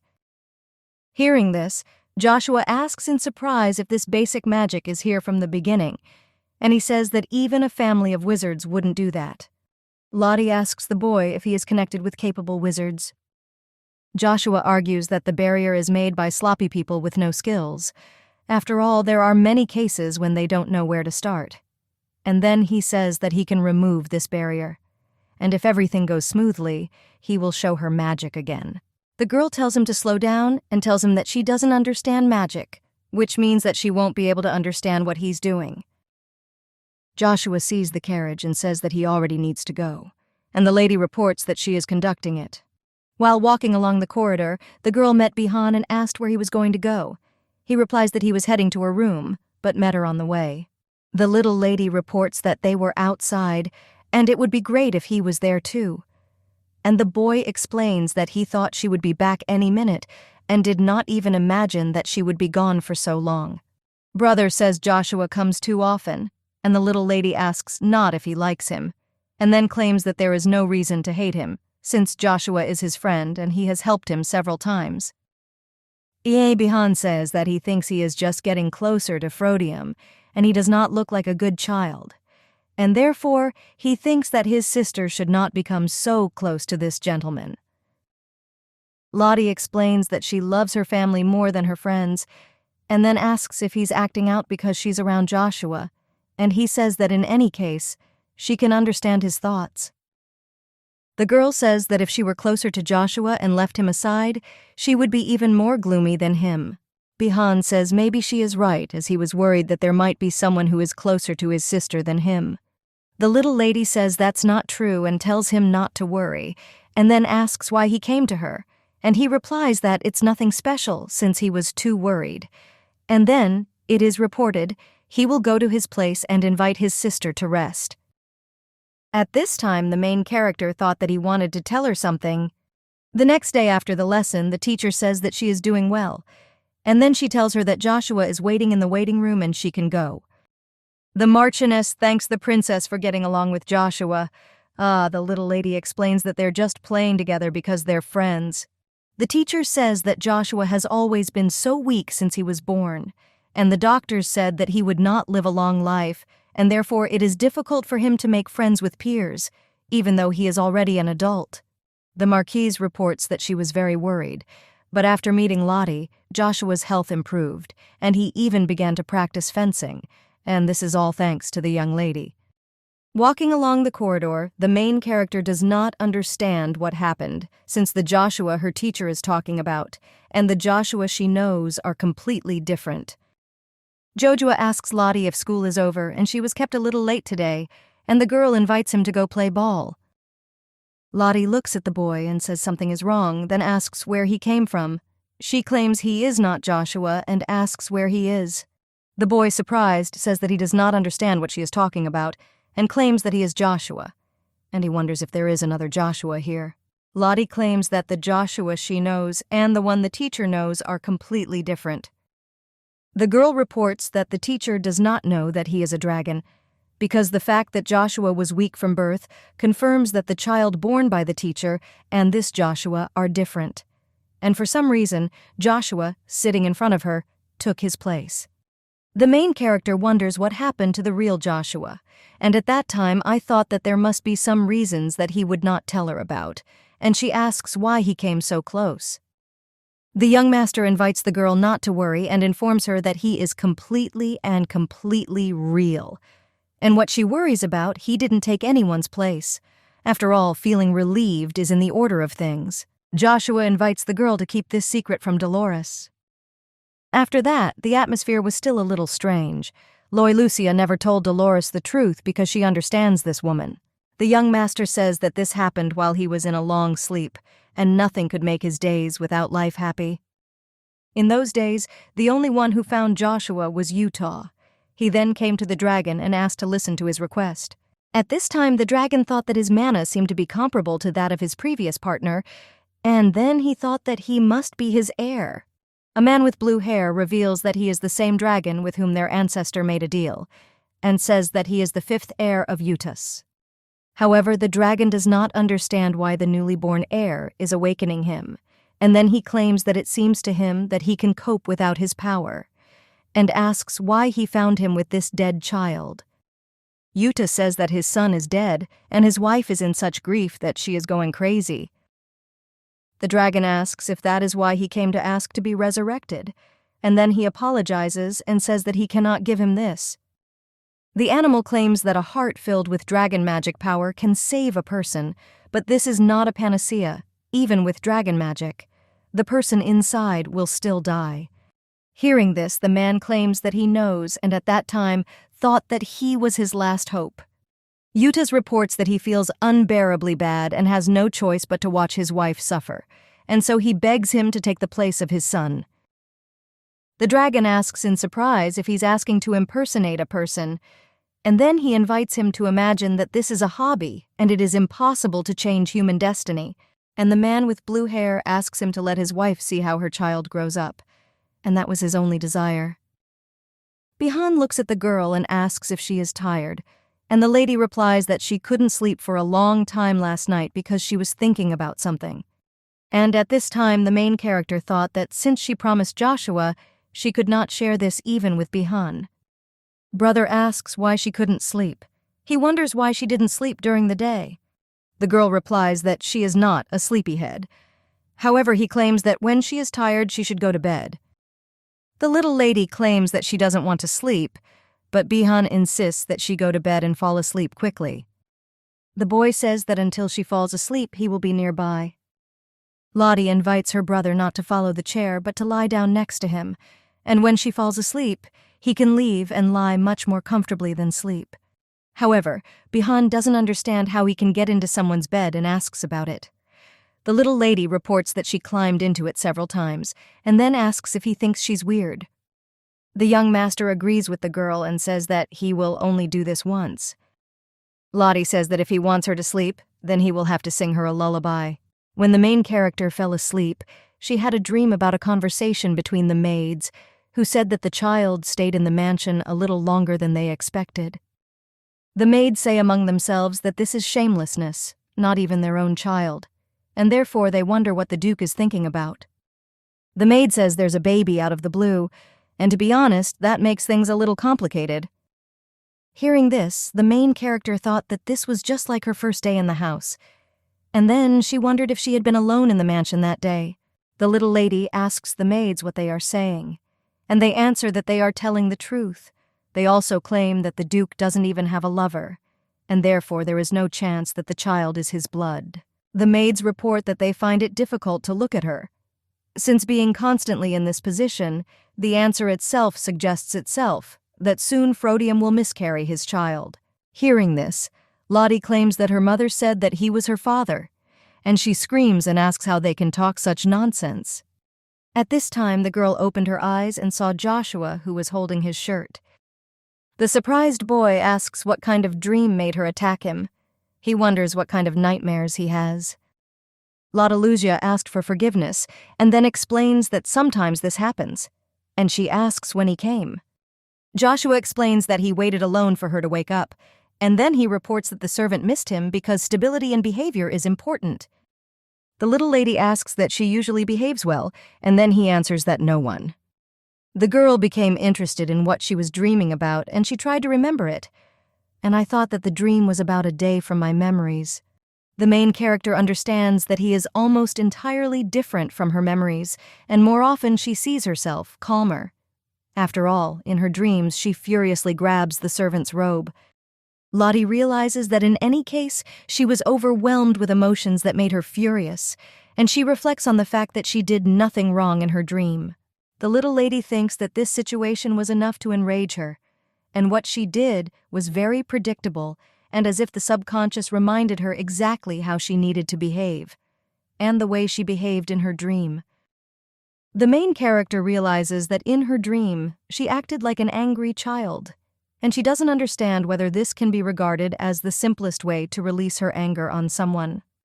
The girl remembers that she dreamed of a story that was not destined to happen. She became interested, because if this had happened even once, it was obvious that the conflict would have worsened. Lottie knows that if this left a bad impression, then everyone would say that the Duke's daughter is a real villain. Joshua looked at the girl and thought that she was up to something, and then he pushes her and invites her to stop being stupid and play with him, and then they ran off to play. The little lady says he's late today, and the boy explains that thanks to someone he has to practice fencing every day. Heard this girl asked again, and then she says that it will be a long time and she doesn't want to sit alone. Lottie wondered if she was the reason the Marcus increased his training. However, the boy claims that he is good at everything, and she has nothing to do with it. Joshua explains that the training has been increased because he is a very exceptional student. Hearing this, the lady states that it means he must know how to distribute forces. The boy asks if she is too sharp-tongued, and then he says that he comes here every day, but she doesn't greet him at all. The girl says in surprise that she is still not happy enough, and he claims that she could have greeted him more warmly. Joshua reports that he cannot come here more often, and then she says that it will be difficult for her to date him next year. The boy explains that this is a sudden decision, and everything was decided from the very beginning. The young master says that Dolores is going to send him to the academy. The main character heard this and was surprised because she understands that she will not see him so often anymore. The academy accepts only children from noble families between the ages of 9 and 11, and this is a dream place for noble children. However, not all children from noble families can get into this school, because it takes a high title or enough wealth to bypass someone's title. The academy also accepts children of nobles who must have outstanding talent that goes beyond titles and wealth. The only son of the Marquis Cyrus Joshua, and therefore studying at this academy is natural for him. The main character realizes that Cyrus is the same as in the novel, and although he visited her often, Joshua was assigned the main male role in the novel. Joshua will meet the heroine Dahlia at the academy, and everything will develop according to the novel. And he will forget her friend and act according to the novel. Lotta Luzia says that she understands that he is going to the academy, and then she says that this is great, because in this case she has a lot to prepare. The girl enthusiastically asks if there should be a lot of people there. However, she understands that he doesn't like trouble, so it will be a little hard for him, and then she smiles. However, the boy claims that if he goes to the academy, he will not be able to visit her except during the holidays. Lottie says that everything he says is true, and because he will live in a hostel. Still, he will spend more time at the Cyrus estate than at the academy, and asks if what she is saying is true, and she reports that she heard that the semester is very short. The girl says that it will be extremely difficult to meet each other as often as now. And at that time, the boy thought that if Lotta Lucia went somewhere, he would feel bad, and he would not be able to bear it, and would secretly come to see her. The main character noticed that Joshua was sulking all day and then left, and she hopes he doesn't go to the academy. Lying in bed, the girl reflects on the fact that if Joshua does not come, then she will have no friends. The next day, the girl decided that she would also go to the academy. Lottie came to her father's office and said that she wants to study at the academy. However, the Duke objects and says no. The girl asks why, and then says that she wants to go there. Damien says that if she goes there, she will not be able to get a quality education. Lottie reports that there will be a lot of people there and she will be able to meet many of them. The little lady looked at her dad and thought that he had never been so stubborn. And then the girl asks why and claims that there is not a single chance that the academy will refuse the daughter of Frodium. However, the Duke claims that she is forbidden to leave the estates alone. Hearing this, the girl turns around and says that she finds it funny, and so she leaves. Bellant met her at the door and greeted her, and the girl wished him a good day, and then informed him that she was already leaving. The man with red hair invites the Duke to tell him, and then he says that he sees that the gentleman is worried about the princess and asks why he did not come to the point. The Duke says that stop talking nonsense and let him report to him about the new information that he has. Bellin says that the forces that were going to send demonic monsters were aware that Desaptio's barriers had weakened. The Duke says that this time he will restrain himself and only send the demonic monsters. However, the Master reflects on the fact that it is not enough to simply release the monsters before Desaptio, since they can do it on their own.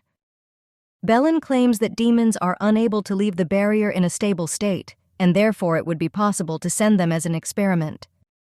Damien reports that the little ones had great prospects, but none of their attempts were crowned with success, and so he suggests continuing to monitor every move. At this time, the Duke thought that not only demons but also magic could not penetrate the human world, and he understands that these processes must be stopped, and for the sake of his daughter, he will not allow this. And when the teacher came, the little lady asks that if she is still not a student, then can she go to the academy? The Marquise replies that it will be difficult for the lady, and also, for security reasons, strangers are not allowed to enter. The girl was surprised when she heard this, and then said that she understood. However, the Marquise wonders what made the young lady so suddenly interested in the academy. Lotta Luzia explains that Joshua is going there, and she would like to go there and play with Joshua again just for once. The little girl says that no one will help her in any way, since the entrance there is closed for her. The teacher asks in surprise if Joshua is going to the academy. Seeing the Marquise's reaction, Lottie says that he told her about this a couple of days ago. Marquise says that Joshua has long decided to enter the academy because it guarantees a high level of education, and in this place, he will be able to meet different people. The teacher says Joshua said he wouldn't go there and he completely refused, and if he had to go to the academy to study, he would have achieved greater success here than there. Marquise claims that if fencing training was to blame, he would prefer to increase the load. The teacher says that this is why she is not able to force him to enter the academy. Hearing this, the little lady thought that this meant that Joshua would continue to play with her, and she didn't understand why he didn't tell her about it. At this time, Bihan reflects that he would be lying if he said that he doesn't care about anything. And even when the Marquis first introduced Joshua, he did not feel insecure. The boy thought that it would be nice if Lottie had a friend because she is alone in the mansion all day and night, and also because Joshua is Lottie's friend, he was ready to meet him. Bihan hoped that they would find a common language after several meetings, and he doesn't understand how to convey to his father that he visits their mansion too often. The young master reflects on the fact that Lottie loves him more than Joshua. However, he realizes that sister has begun to spend more time with him and thinks about how she has become closer to him than to him, and that's why he doesn't like it one bit. Joshua sees Bihan and asks if his lesson is over, and he claims that they have not seen each other for a long time. Bihan says they couldn't cross paths earlier, and that's why he thought he wasn't in the mansion. Joshua explains that he was watching from the sidelines at the time because he thought he was from Frodium. Bihan heard this and thought that he was speaking very rudely. Suddenly, a girl runs up to them and asks what they both forgot here. Bihan says that he understands her because she would feel more comfortable if he were nearby and not Joshua. Hearing this, the main character thought that it turns out that Bihan wants to be Joshua's friend. However, she reflects on the fact that she did not understand the situation. Lottie wonders what they're playing. The guys explain that they are just standing there. Then the girl asks what they are talking about. The boys answer that it's nothing and say that they are just waiting for her. Hearing this, the girl thought that they had not spoken for a long time, but they became closer. Lotta Lucia claims that they cannot ignore her just because they have become better friends. When the boys heard this, they were surprised because they didn't understand what she was talking about. Bihan gives the girl a cake and says that last time she said that she likes strawberry cake and that's why he bought it. The main character says that after classes she always wants to eat, and he invites her to enjoy it. Veronica apologizes for distracting them and then tells them that Sir Damien is calling them. Bihan bids them farewell and says they will see each other later. Lotta Lucia asks Joshua how he could hide this from her, and she wonders why he lied. However, the boy does not understand what she is talking about, and the girl explains that then he told her that the teacher was sending him to the academy, and Joshua says that's true. Lottie says that when she asked her about it, the teacher said he refused, and she asks why he told her this. The boy explains that she was in a hurry after school, but the lady asks why he deceived her. Joshua hugs the girl and says he's glad she's so impressed, then asks if she wants to be without him. The young master explains that in truth, he was not lying, because sending him to the academy was Dolores's idea. The main character says that this is completely unexpected and also that he teases her and beats around the bush. Hearing this, the boy smiled and then apologized. Joshua. It is reported that he is not going anywhere and asks if this will suit her. The little lady thought that she was right then, and this is where the history of the academy ended. However, someone else will soon be joining the academy. Bihan reports that he has confirmation of admission to the academy for the first year. Hearing this, the little lady asks him not to leave and stay with her, and then she explains that if he leaves, only Joshua will be left to play with her. Lottie asks her brother why he needs to go there, and then claims that he is good at absolutely everything. The boy says it's very nice that Lottie thinks about him, and he explains that they cannot know for sure, but suddenly in the future Duke Frodium will want to establish contacts with people from the academy. Bihan explains that he is the heir to the throne and therefore must become better and better. Lottie says that if she becomes Duke instead of him, and then asks if he will have to go anywhere. He replies that he has many more reasons to go there, such as to serve her better. The brother hugs his sister and tells her not to worry as he will be back during the holidays. The butler informs the Duke that the carriage is already ready and they urgently need to go. Lottie saw Dad in a beautiful outfit and asked where he was going. And then she answered that she knew because he was going to the palace. Damien looks at his daughter and then asks what's wrong with her eyes, and then he suggests that maybe it's because she's been crying all evening. And Dad wonders if it was only because of Bihan's departure that she cried all night. The girl says she's just sad, but she's feeling better.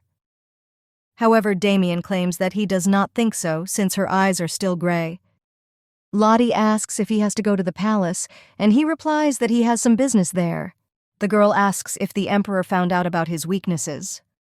The Duke replies that if it were not for these deeds, then a person from the line of demons like him would never have received the position of Duke. The little lady claims that she knew that he had met the Duke and that he had asked him to handle various administrative matters for his family. Damien claims that only in this situation will he be able to inherit the title, because you can't just get a title whenever you want.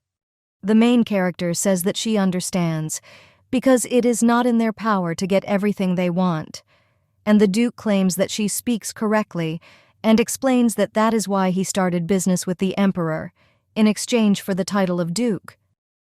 The father explains that he has sworn loyalty to the royal family. After all, the Frodium family has a long history, which plays a huge role in the management of the empire of their century.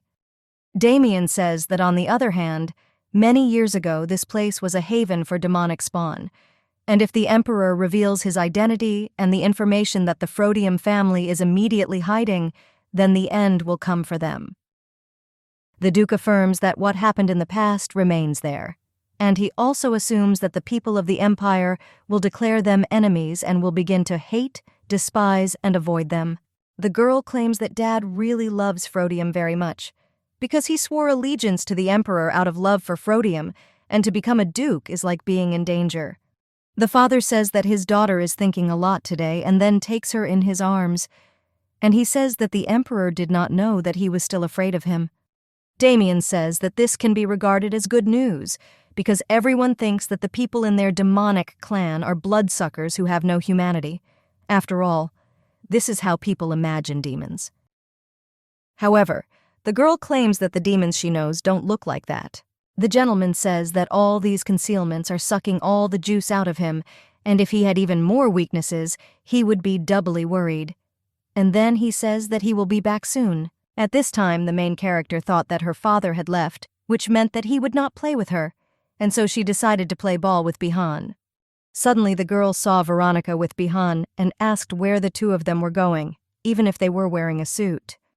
Veronica explains that she decided to prepare for Bihan's departure to the academy. Hearing this, Lottie says that she doesn't know what to buy, but asks to take her with her. When the main character arrived in the city, she thought that this was her second time here, but for her this place was still mysterious. And then she asks her brother what they should buy first. Bihan replies that he needs textbooks and notebooks, but he will have to try on the uniform before buying, and the lady asks how long it will take. The boy looked at the list and said that they would have to buy everything today. Veronica says that the first item is clothes, and then suggests going to the store, and then he says that the rest will be bought one by one. When they entered the store, the saleswoman met them and asked if she guessed correctly, then they came for the baby's uniform. At this time, the main character thought that this place looked so familiar, and she remembered that she came here with her dad. The girl understands that all the clothes have changed since last time, and she cannot try on all of them. And when she looked at the fitting place, she thought that she had gone there last time with her father, and this place was the same.